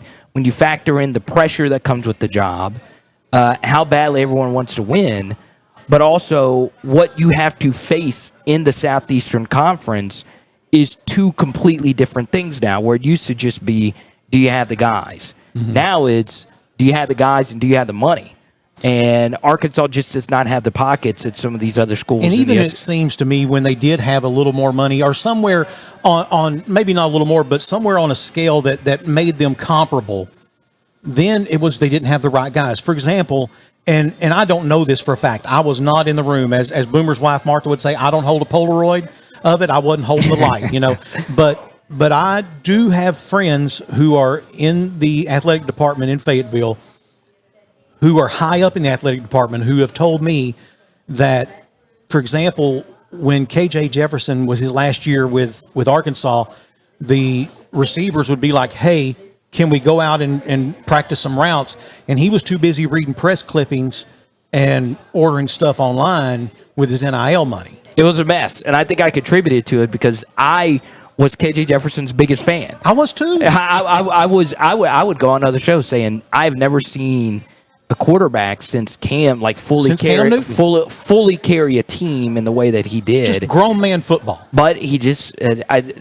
you're right. I mean, some of that did get to his head, and it caused a rift. And it's tough. I defend Sam having to deal with that because it was a mess. It absolutely was a mess. But I was also told that he was not, that the offensive playbook was outside of his cognitive abilities, that he wasn't necessarily smart enough. Yeah, I mean, he's an RPO quarterback. I mean, that's his style of play. And then obviously, I do think in KJ's defense in that instance, Enos was awful. So I mean, there's just no other way around it. I do. My main thing is doing film study. So I break down the game, do slow motion clippings and all that stuff. I'm not a former coach or a player, but they do well. I guess they like the way that I break plays down and all that stuff. But whatever the case may be, that was just not a good hire. And then I think that's kind of trickled over into where Arkansas is now. But I do think Bobby Petrino was really freaking good last year. I think he overcame the lack of talent. Yes, Bobby was phenomenal. Yes, I agree. Because the way that he wants the offense to be run, Talon did not run it that way, and that really hamstrung the team. Mm-hmm. Talon was a quarterback that drifted in the pocket. He was a guy that always liked to bail out right, bail out left, and that's not what you should do in a Petrino offense. You sit in the pocket, you step up when you're given the opportunity, and deliver the football. To me, it was always like Talon Green held the ball for one step too many. Yeah, it was always one step too many. Right. I just felt like that, and that maybe that's a lack of confidence. Maybe he's not seeing the play unfold. But I'm telling you, if I'm seeing the play unfold, he's got to be able to see the play unfold. Yeah, and honestly, I've seen so many, and the weirdest thing is I've seen so many quarterbacks make massive leaps in their final seasons, right? We saw Michael Penix do it. We saw Bo Nix do it. We saw, obviously, the biggest example of this is at LSU, Jaden Daniels and Joe Burrow. Yeah. But what all those guys had in common, and I could more so speak to Jaden's side of things because Jaden, like Talon, was a transcendent runner. Now, Talon's not on Jaden's level as a runner, but he's really good as a runner. But Jaden Daniels would look at himself in the mirror and say, I need to become a better thrower. I need to get better at my deep ball accuracy. I need to get better at my reads. And Jaden, first one in, last one out, 5 a.m. in the morning. And that's why he's the best quarterback in the NFC right now as a second-year player because he really worked his tail off. That's what I heard about C.J. Stroud. Right. Is that Stroud was the same way. He was just such a workhorse that he would just absorb knowledge that other guys were struggling to learn. And if Talon does that, you could see a massive step forward in the right direction, even though this Arkansas wide receiver room lost all its talent. And on top of that, you lost Luke Haas. Yeah. That might not be the end of the world, though, because what I think would happen to Talon is you had the big target, which was Andrew Armstrong. Right. But the NFL just told you from arguably the best organization in the NFC last year were the Lions. The Lions traded a lot to move up in the third round to take Isaac Tesla. So the NFL, which pays millions upon millions of dollars for scouting departments and all of it, they thought Isaac Tesla was worth, even though he was selected in the third round, what they had to give up was actually equated to like a late first or second round pick. Right. And Tesla wasn't really a piece of the offense, right? And that goes to show you that this offense was missing something. And what I think that something was good ball location, was running the plays the way that they should run. And what can happen, and what Jaden Daniels did a really good job of was, his first season at LSU, he would still have big plays, but there was better plays out there if you just actually run the play that the way it was designed. Yeah. So a play could go for a lot of yards and still not be run the way that it should have been run, right? The same thing is true with Talon Green, all right? So I agree. So there would be times you would see this on tape where there would be a guy open or you would have a chance to make a 50-50 throw, and you would eat it, you would run into a sack or not throw a pick, but you can get strip sacked and all of it. It makes life harder on your offensive line. It makes life harder on your run game. And Talon really held the team back in that aspect, while at the same time propelled the team forward with some of his plays that he was able to make with just the pure athleticism. Right. But I agree. There were times where Taylor would bail out and he would run for maybe 30, 35 yards. Yeah. And you think, wow, that was awesome. The problem is he missed Tesla going naked on a post that no one was within 20 yards of. Yeah. And we knew this from watching Arkansas last year. Get them inside the 20, they basically couldn't move the ball. Yeah. And so you had to, if you had the opportunity to score from the 40, as opposed to running it to the 9 and then settling for a field goal. Right. And they had Jaquindon Jackson, who was great. So where is that production going to go? And then obviously I could even make a case even more so than Talon. The guy under the most pressure is Braylon Russell. All right. Yeah, so I agree. You have to deal with the single most NIL drama for a freshman running back I have ever seen, with him entering the portal, out of the portal, back into the portal, out of the portal, then back into the portal again, and then finally out of it. That means that there are a lot of hands in the cookie jar. All right? Kids are indecisive. We all know that.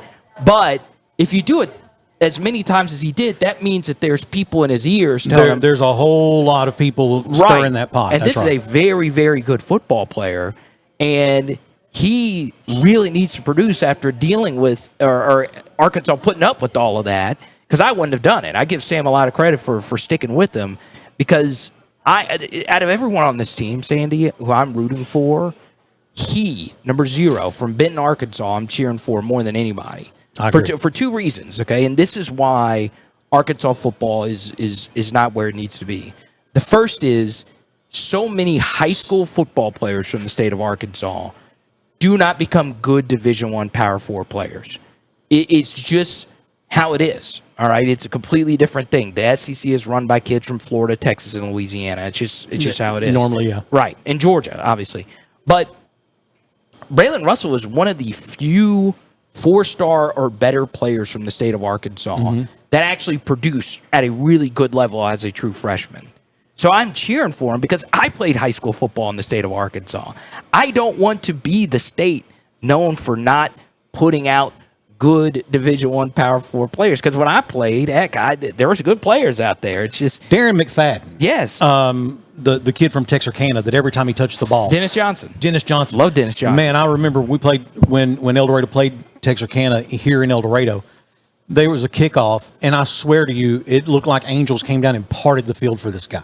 Yeah, no one, you could have dusted him for fingerprints. No one put a hand on him. He's special. He was special. He was the best football player I ever was on the football field with. And he was that good.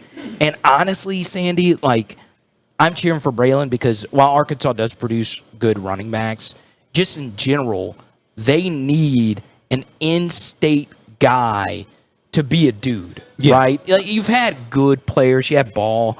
You had Isaiah Satania, who left to go to Oklahoma. You've had some other good players be decent players. Quincy Rhodes, I think, is very underrated defensive end who's from Arkansas as well.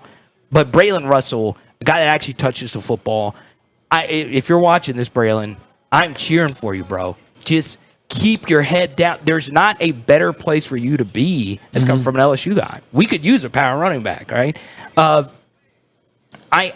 I cannot stress enough, if he actually turns out to be a 1,000-yard rusher, you're going to have something that Alex Collins didn't have, but something that Darren McFadden did have, which you were an in-state guy that bled for this football team, even if they're bad. Even if they're bad. Darren McFadden just got a job with Arkansas.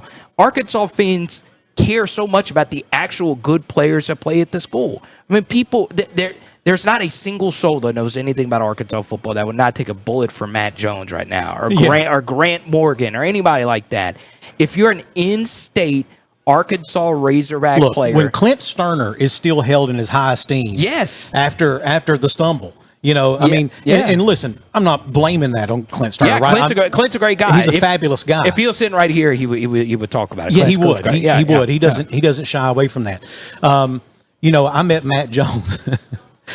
Matt Jones. He was in 9th grade, and I remember we were playing golf at the Cedars in Van Buren. Okay. And a guy told me, he's like, "That's going to be the next quarterback at the University of Arkansas." I said, "Well, God help you," is all I can say. because he was little and scrawny, and he didn't come off as being that bright. And I am told from people who were on the sidelines that the day of the Miracle on Markham, to beat LSU in 2002 in Little Rock, that he was singing Inagata Davida in the huddle. He called the play and then sang Inagata Davida in the huddle. Dude, he was an out of body experience, and like I as much as I don't like Arkansas, I do want them to do well because my whole wife's side of the family is Arkansas Razorbacks. My best man in my wedding is a Razorback fan. You mentioned golf. My buddy started a golf grip company in Fayetteville called Flow Grips, and they bleed Razorback red. They live and die by everything Arkansas Razorback football, and I hate that they're not where they need to be. And honestly, it's tough, and it goes back to like the mediocrity thing, because it's hard to really get Arkansas fans excited with another year of Sam. Even though Sam wants it to work, everybody wants it to work. It's hard. It's harder now than ever before, because not only in basketball, not only in baseball, the football coaches have never been better. Yeah, you've got. Well, okay, let's back up. You said a whole lot right there. Yeah. You have the creme de la creme for basketball coaches, okay? Yeah. Unless Coach K comes out of retirement, I don't see. There's John Calipari. I mean, who else? Who you're gonna bring from the dead, basically, because that's all that you could do to have a better basketball coach. DVH, again, say what you will, hadn't won an Addy, whatever. Ask any coach in America, ask any baseball coach in America, including Tony Vitello, ask him who's the best baseball coach in America, and it will, hands down, it will be Dave Van Horn. I think most would say Dave. Yeah, I think now, Tony Vitello, I think the plan was he was going to leave Arkansas as an assistant, go out and get him a few years of head coaching experience, and then come back. And never say never. And never say I'm never. not saying never. I'm just saying he's going to have to do what Bobby P did, and he's going to have to do a statewide apology tour. He's going to have to. Well, yeah, he's going to have to show up at the Little Rock Touchdown Club and kiss Rex Nelson's ring and David Basil's ring, and just tell him, hey, I was out of line, and even whether he was or not, you don't get to holler at Dave Van Horn. Dude, I love that. I know this gets me destroyed, because I always say when I do on my live shows, I don't watch every pitch of every SEC baseball game. A lot of my YouTube competitors do, and they know every coach's. I don't. So I'm big on not BSing any audience if I don't know anything about that. I will say I love the fact that Tony Vitello is an a-hole. Yeah, I think it's so good for college baseball, and I'm really bullish on it. Now, the only thing I'll say about that, Carter, is when you had Tennessee players hitting home runs and then running around third base and pointing at their crotch. Now, that comes from the top down. I can tell you, listen, I'm 53. I've either been playing, coaching, or umpiring since I was 5 years old. Yeah. Okay? That's a top-down thing. Oh, yeah, it's a Tony V thing. And so I just think that as the coach, there needs to be a requirement of a standard. Right. And for whatever reason, especially that Tennessee team did not have it. Now, did he learn a lesson? Has his teams been different? I don't know. We'll see this weekend. And one thing about the Coach Cal thing, and we'll talk more about football, but to me, the best basketball coach I've ever watched is Rick Pitino. Oh, yeah. Yeah, I think Rick is the most talented at any level. I know it didn't work out in the NBA, but rarely does it. Yeah, Rick is the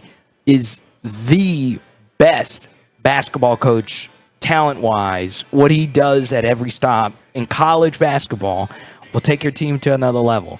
Now, I got to deal with a lot of other stuff. But the one guy he can't beat is Calipari. Yeah. Like, Cal destroys him every single time. So...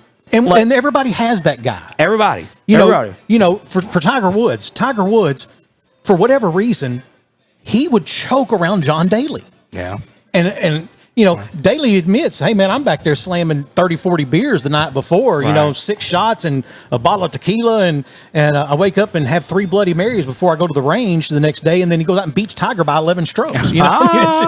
So everybody has that guy. So, I'm like you. Calipari, Patino, for whatever reason, Calipari is that guy and just kind of has his number. And I know when I was coaching, there was one coach that I enjoyed being able to beat him because I could get under his skin. I could do things to him that would make him lose his natural thought process of how the game was supposed to go. It is kind of ironic, though, that Cal was wearing this tablecloth as a jacket when they pulled the yes.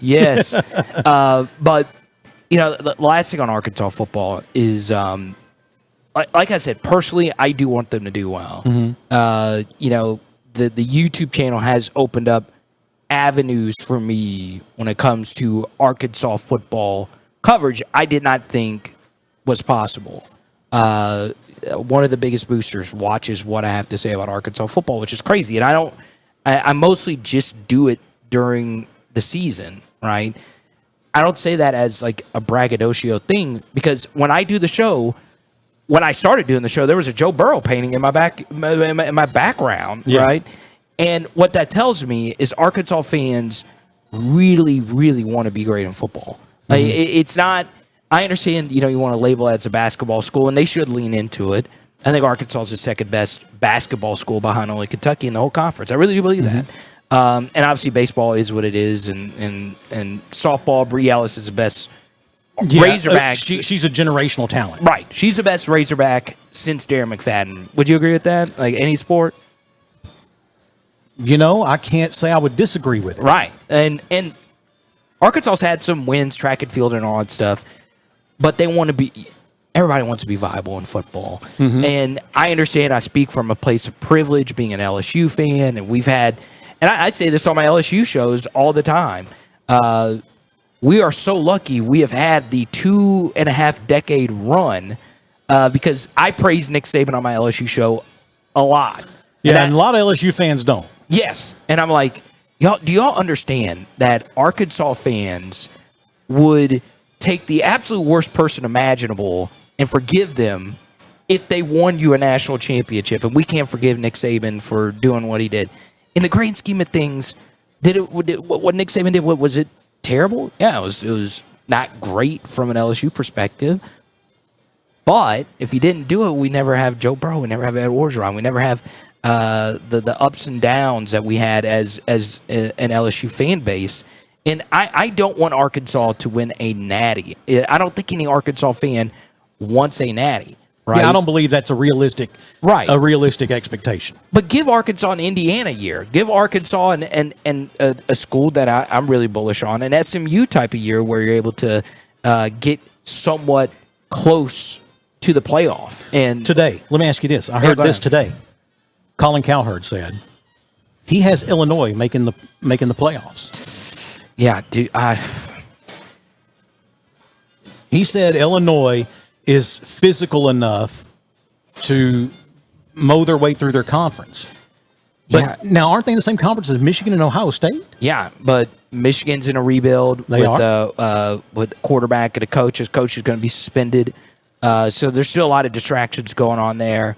Ohio State's got a new QB. And honestly, like, Brett Bielema is so good. I mean, he's just good. He's a good coach. And let me tell you how I know that. Look what he did with Bobby Petrino's talent. Look what Brett Bielema did as a coach. As far as an on-the-field, in-game coach, I always thought Brett Bielema was one of the best. The problem to me was he could not differentiate nor coach up SEC talent. I'm with you on that. And recruiting wasn't what he loved the most to do. He didn't hate it, but once again, the pressure. This is why I'll defend Sam, because Brett, to me, is a top 10 coach in college football. Mm-hmm. And otherwise, the Patriots wouldn't have been talking to him. The Dolphins wouldn't have been talking to him. The Broncos wouldn't have been talking to him. Those NFL teams, like you say, who spend gazillions of dollars to be able to differentiate between you know what, and Shinola, right? Right. They can tell. And when all of those teams are out there reaching out to this guy and talking to him about the possibility of being a head coach in the NFL, they know something. Funny in a Walmart story. I never told you this before, but when that rumor was out, I interviewed Brett Bielema that day, and I go right into my car, and that rumor popped up, and he was already gone. So I wish I could have been the one that because no one's ever asked him about that NFL rumor, that he went to Stephen Ross, the owner of the Dolphins, and said, I will take this job if you take Russell Wilson. In the second round. They said, no, we'll take Tannehill in the first. And, he never becomes Arkansas's coach if that happens. And the funny thing was, 2 days prior, I interviewed Nick Saban on the El Dorado tarmac out here. And so a source I get asked this when I interviewed Nick, because I was doing the country music show as well, so I asked him a few country questions, and he gave some good answers about, he had a few Kenny Chesney stories or something like that. And I remember they were like, did someone in Alabama tell you he was going to be there? Because they weren't happy that I was there trying to do an interview, because Nick runs a tight ship. He does run a tight ship. So it was someone local that tipped me off. So I was waiting for him I was nervous, bro. I was so freaking nervous. So let me tell you a funny story about Nick Saban and the tarmac here in El Dorado out at Goodwin Field. Oh, you got one too? Let's go. So I took an employee who was getting on a plane and took him to the airport, put him on the plane, and I turn around, I bump into a guy. So, kind of one of those things like, oh, sorry, it's Nick Saban. I said, first of all, I was surprised he's my height. Okay. Yeah, he's not a big guy. Yeah. So, but anyways, I was like, Coach Saban, what are you doing here? Yeah. And he's like, oh, we're going down to Junction City. We're going down there to see a boy. I think they call him Big Baby Jones, Byron Jones. And I said, get your ass back on that Alabama plane. And he's like, man, he's not going to go to Alabama. He's going to LSU or Arkansas. He said, but let me tell you something. I heard Malzahn's been here 3 times. You know what they'll do to me in Alabama if he signs with Auburn and I never come and visit him? And I was like, hey, Coach, I got a question for you. And he's like, shoot. And I said, did Les Miles send you his championship ring? Because that was your team he won with. And he's like, I'm not touching that. I'm not touching that. Of course, the whole time he's doing that, he's got his big old championship ring on. Yeah, of course, yeah. But and that was crazy because he was doing the same with Jordan Jones, who played at Smackover. Mm-hmm. And it's crazy. Like, Nick would take the whole plane, and I don't think he was ever actually trying to get Byron Jones. He's toying with them, and that's why Bielema was on the plane down here to talk to Jordan Jones the next day, basically. And Sandy, I was so mad. I was like, my God, I wish I would have asked him about the Russell Wilson thing. But, man, Brett can flat out coach. He can flat out. He can coach. He beat down LSU twice. Not once, twice. And you can say what you want about Les Miles. He beat down a team with Jamal Adams and Leonard Fournette and those guys on it. I mean, those teams were stacked. And they absolutely, positively demolished LSU in Tiger Stadium to the point where I had to wear Arkansas stuff that whole week, but I won't even get into I all remember that. Yeah, I wanted that. That was tough. I remember that. But, but again, like you said, Bielema, I believe he's a great coach. I believe he can identify, evaluate, and coach up talent for the Big Ten. I don't believe he understands that in the SEC speed kills. I think he was more, I think his policy was more strength than speed, but in the SEC, you got to have both. And I don't think I just don't think he understood that. That I got made fun of on a statewide level with the coach after Bielema. What was his name? The high school coach? Chad Morris. God almighty, what a disaster. I got made fun of on Drive Time Sports. They laughed at me because I said, guys, here's what concerns me. This was only just a few weeks in to the Chad Morris era. And I said, here's what concerns me. He sounds like a bad radio commercial. It's all coach speak. It's all cliches. Left lane, hammer down, never yield, and all that stuff. And that's all I ever heard from him. And the other thing is he tried to treat his players like high school players. And then, of course, when you lose a game and you come out to the press conference and you blame those guys, you lose the locker room. Man, there's so many Chad Morris stories that because he left, so abruptly, like there's so many different theories I have as to why it went so bad. And I don't think people quite understand. I understand, like, you're used to it as an Arkansas fan being bad, but Chad was a different level of bad. Yeah. And that's why I have a lot of respect for Coach Pittman turning it around. When you lose to North Texas State and you get deked on that punt, which still shows up in 90% of the reels you see on fake plays, top 10 fake plays. That one's always at number 2 or number 1. It was so good. And, it's just, I think the other thing was he never took responsibility. Never. It was never a time where he's like, you know what, I got out coached. Well, I bet you nobody ever felt better than Ty Story when he did the Western Kentucky thing. I know a lot of Arkansas fans don't like hearing that, but local fans to Ty Story probably really liked that because that was a final nail in the coffin. But I'll say this as far as like the future of the SEC. What you are about to experience as a college football fan is about to suck. Okay? And I understand I shouldn't be saying this because I work in college football. College football has given me plenty of awesome opportunities, and I've shared some of those today. But what is happening to the sport right now sucks on so many different levels. NIL, as far as the NCAA not putting guardrails on it, you have the Nico stuff, which leans into Madden, and Arkansas's in the mix to it, and y'all are in the crosshairs of it when y'all did nothing, okay? But now you have NIL deals that aren't being fulfilled. There's no guardrails on it, and this place is run amok. It's not just the players' fault. I'll tell you this, Andy. I've done a few NIL deals with players where they'll come on my show on behalf of a product. I get a little something out of it. I got my engagement ring out of one of these things. Like, I'm very fortunate that was part of it. And the player I interviewed ended up being drafted in the second round by the Raiders. So it worked out for everyone. But that was the kid actually doing what the spirit of the NIL was. Right. He was speaking on behalf of a jeweler who, Presley, they were awesome. And we helped put the jeweler more on the map with my following. I'm not freaking Barstool or anything like that, but I help that's what it should be.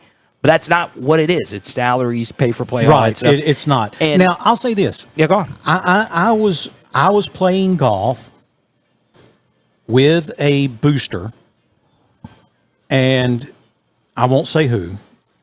Boomer was with us, but we're playing golf. He gets a phone call. It was a former running back, or at that time a running back for the University of Arkansas, who was considered for a Heisman.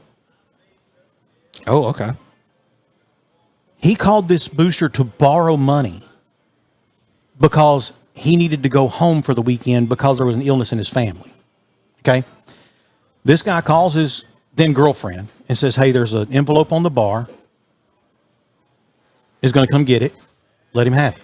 Yeah. And then he looks at me and says, you didn't hear any of that. Here's my question. How many millions of dollars did the University of Arkansas make selling Darren McFadden jerseys? Oh, good gazillions. Millions. Yeah. Now, I'm not talking about hundreds of thousands. Millions of dollars. Yeah. Felix Jones. How many millions of dollars did they? The kid from Conway, the white kid that was fullback, went to Peyton Hillis. Yeah. Peyton Hillis. Yeah. How many millions of dollars did they make selling Hillis, Jones, and McFadden jerseys? So tell me why one of these guys is having to borrow money.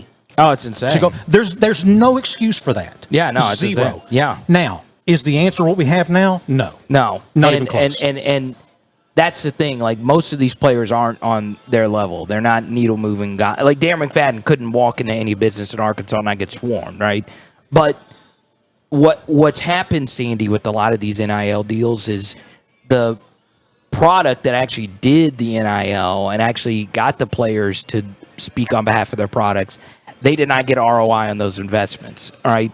Nor did a lot of them. When I've talked to some of these businesses, they did not think that they really were going to. But they've made, it's good branding for them. It's good. That's right. It's goodwill. Like, oh, you're giving money to kids. It's great.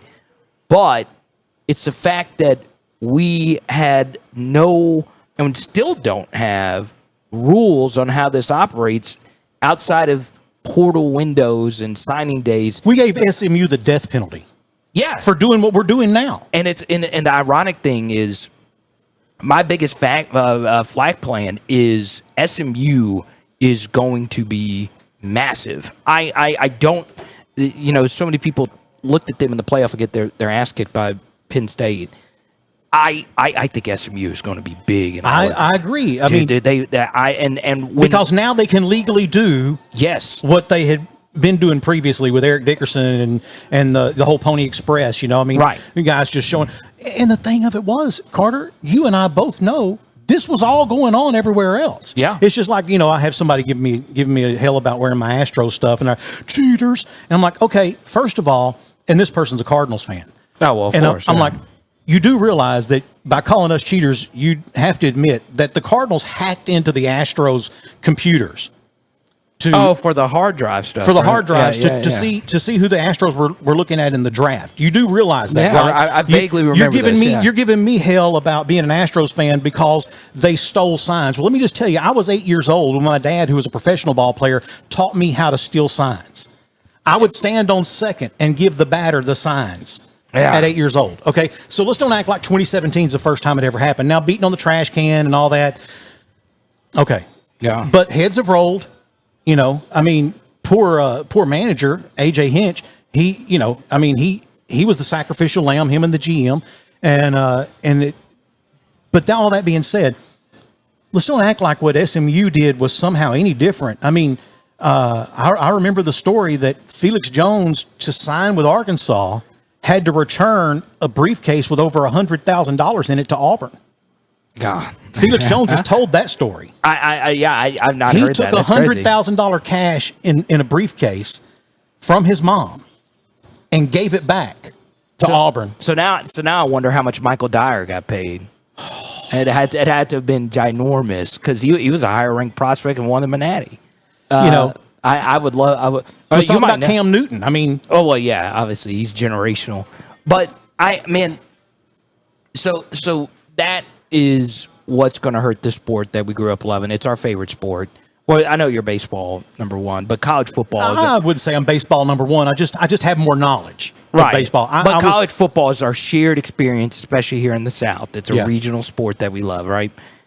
And then the second thing, and it does actually help out Arkansas and LSU to a certain extent, they're going to expand the playoff again. Mm-hmm. And they're going to expand it to 16 games. And I understand that excites you a little bit more as an Arkansas fan because it does give you that little bit more. It gives you a little more hope. Hope that you can get in and then guess what? You're going to get your butt kicked by Ohio State because they're going to be in the playoff every year. Alabama's going to be in the playoff every year in the 16-team format. Georgia and USC and basically the blue bloods of college football, they're going to be there. It's going to have to really be something terrible.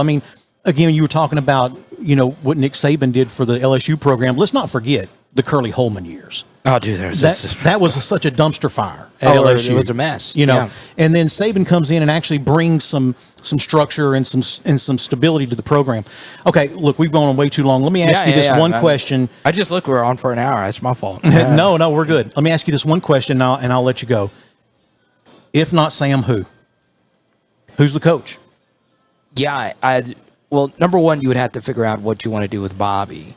You can't have Bobby Petrino be the head coach. Oh, no. You can't. No, you can't do that. Can't. No. And I understand that there would be some that would say, "Hey, we would forget." It's different. It's different. Number one, he's not head coach material.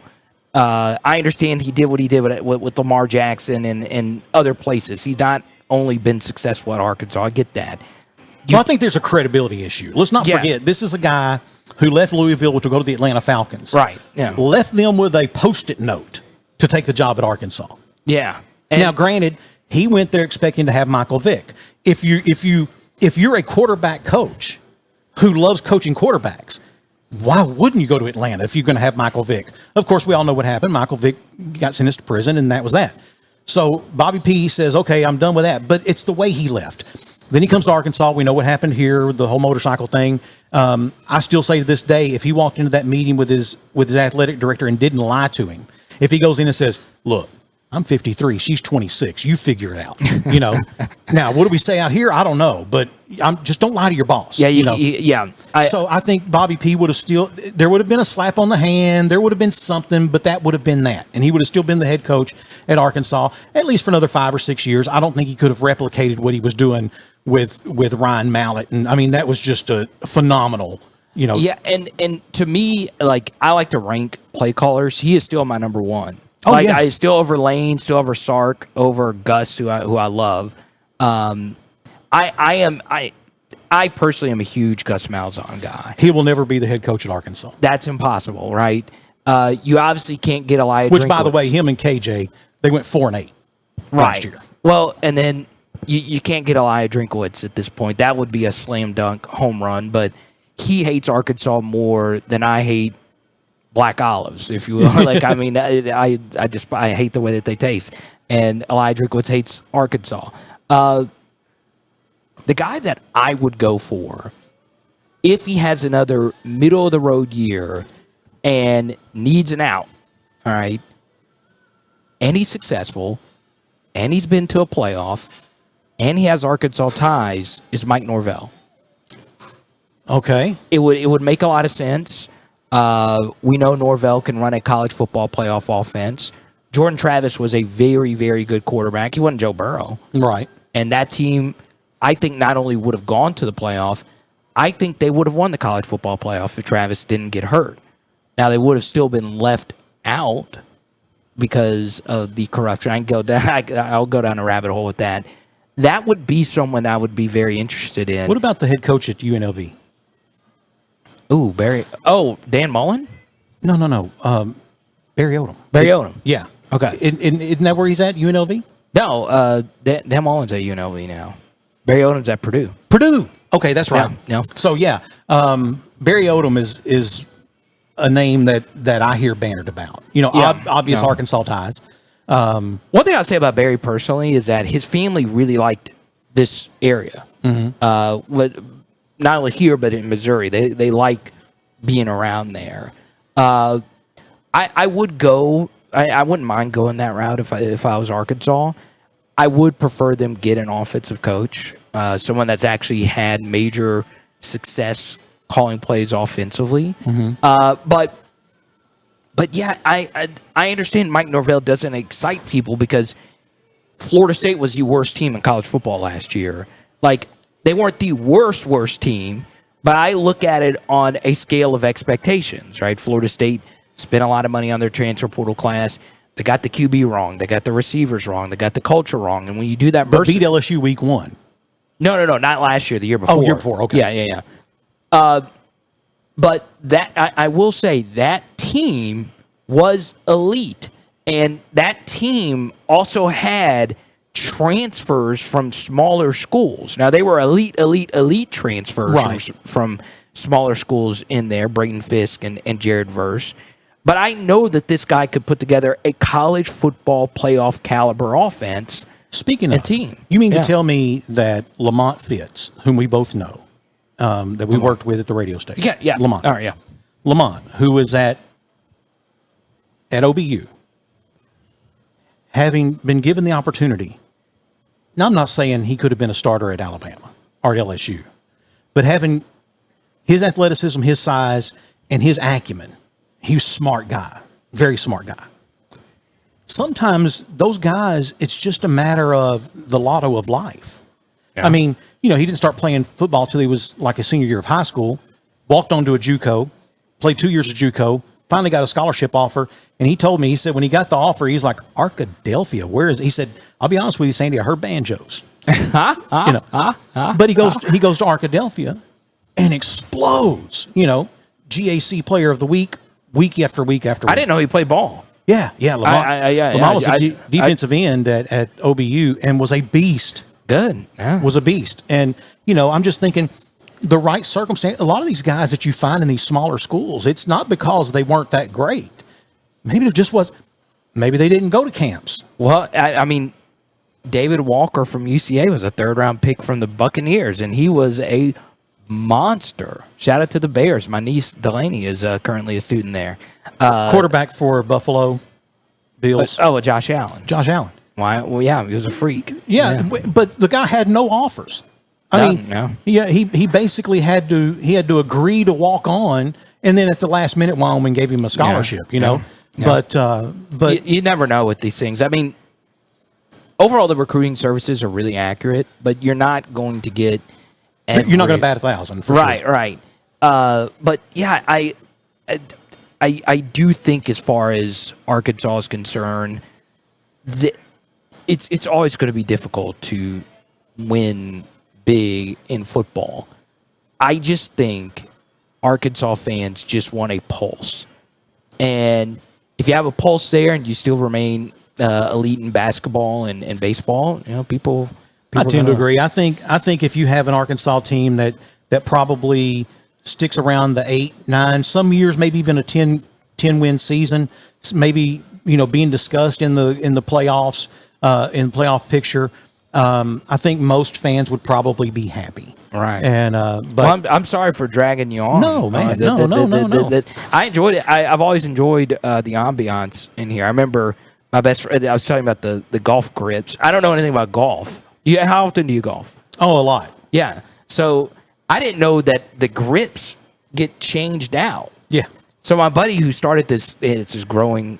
Check it out, Flow Grips. It's literally some guys two guys my age from El Dorado, Arkansas, and we actually went to a really fun concert that was actually right here on this little stage. It was one of the best shows I've ever seen. It was like, I don't even remember the artist. I have to text Scott. We sat right there, so it's cool being in here. My Delaney, who I just mentioned, big surprise 16th birthday party happened here. So I'm a shout out Old Main Street. This is a vibe. This place. So, well, Boomer says it best. He said, "This is where the locals eat." They do, and that's the whole thing. If you go to a town, you wonder where to eat. Find out where the locals go, and this is it. This is the place. Yeah, it's a vibe. Carter, thank you so much, brother. Yeah, man. And as always, you're welcome anytime. You know that, and we'd love to have you back on the show, especially maybe when football season gets here. If you're not too busy, I cannot wait. Like it's weird because I love the NBA. NBA's great. The playoffs have been amazing. I love Nikola Jokic and Tatum and the injury he had. It sucks, but there's nothing like football season, man. There's nothing like those Friday night lights. You had the good fortune of doing play-by-play. I had the good fortune of doing color and play-by-play. My father-in-law, who passed, Robert Stephen Holdridge, did play-by-play for a while with David Voss. Yeah. There's something like the local Friday night lights, and I see all these power cats and stuff like that. Man, this is a place. Y'all come to Main Street. There you go. Yeah. We're going to take a break. When we come back, we will wrap up this week's edition of Off the Back Porch. Carter Bryant, thank you again. We'll be back right after this. Grammy Award-winning Train, live. August 27th, the Mad Amphitheater in El Dorado, Arkansas. Train with special guest Edwin McCain.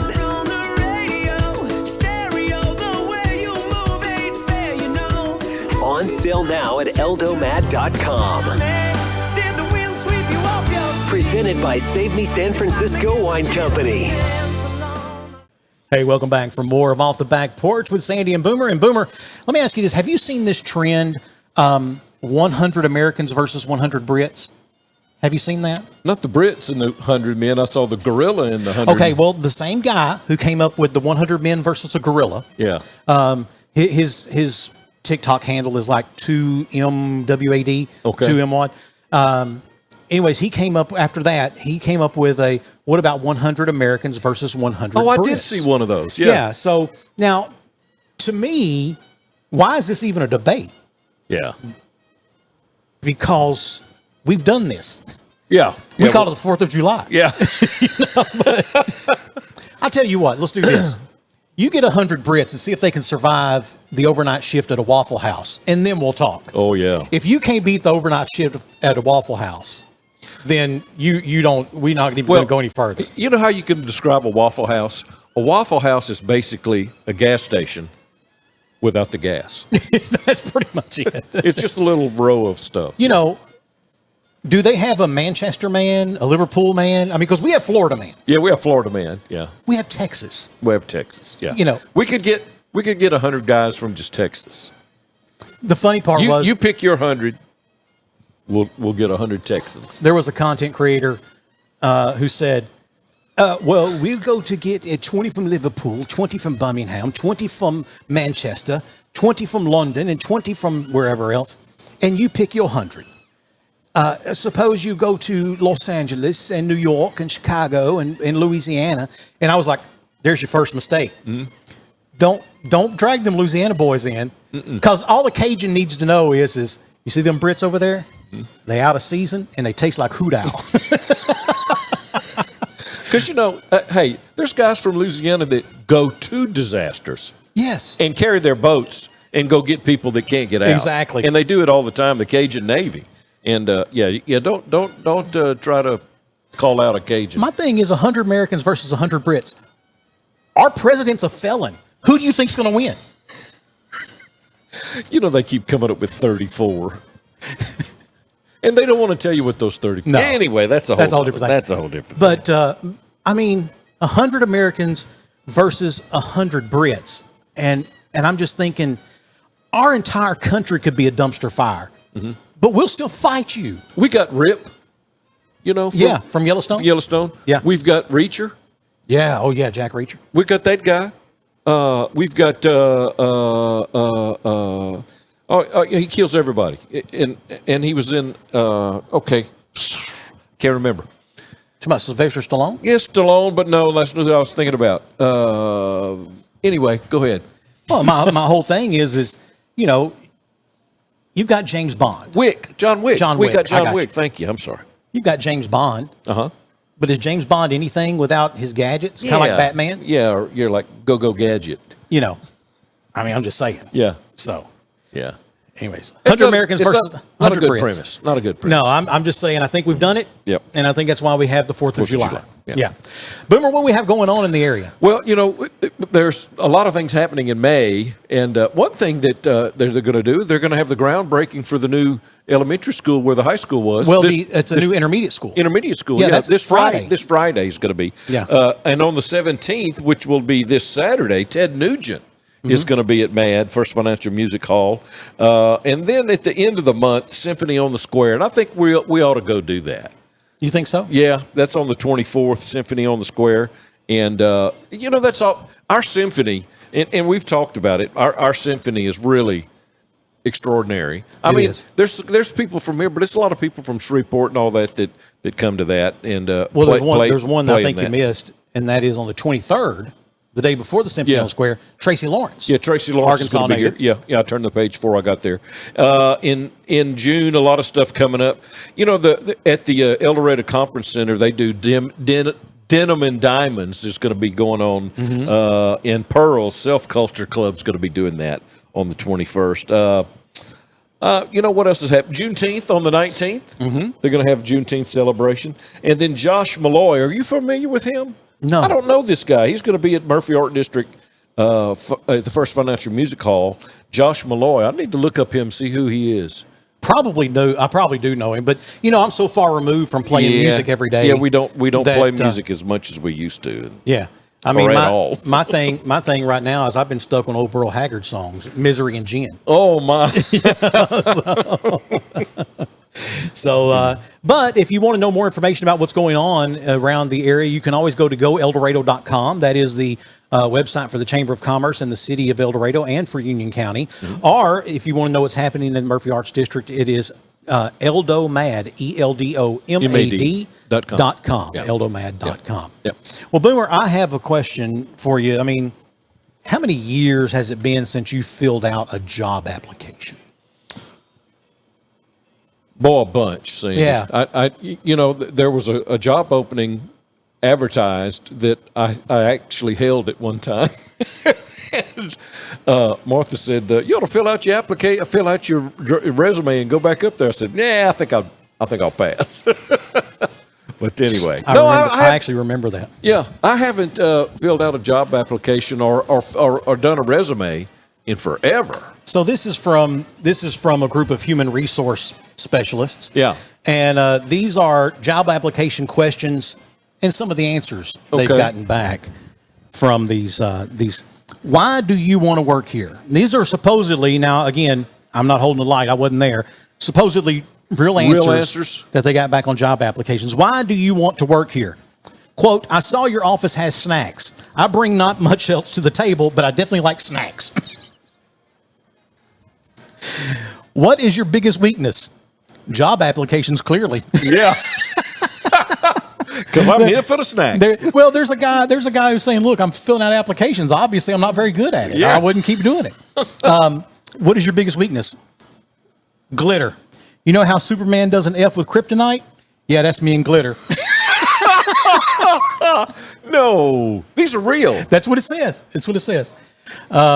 Question, what are some of the areas you feel like you have extensive experience? One person said, according to my therapist, lying. I guess I'm a proficient liar. So we can disregard any of your answers on this application then. Said, seeing that I've been unemployed almost a year now, I'm getting a lot of experience in filling out applications. Yeah. It's that guy again. Yeah, it's that same guy. Here's a question on a job application. And again, this is according to Human Resource, and I don't remember the name off the top of my head, but it's a society of human resource people. And where do you see yourself in 5 years? And this person wrote, hopefully not answering this question again. Mm-hmm. And then one person said, probably back here reapplying because I screwed it up the first time. Man. They're trying to set themselves apart. Right. And they're doing a good job. They're doing a good job of that. How do you handle stress? This person said, I drink heavily, but rarely at work. Yeah, not at work. Rarely at work. Sometimes. Oh, rarely. But he said rarely not at work. Rarely, but rarely at work. But okay, I got it. How do you handle stress? I bottle it up, push it deep down inside until I get a migraine. That's how I know I'm over it. Oh, no. Oh, no.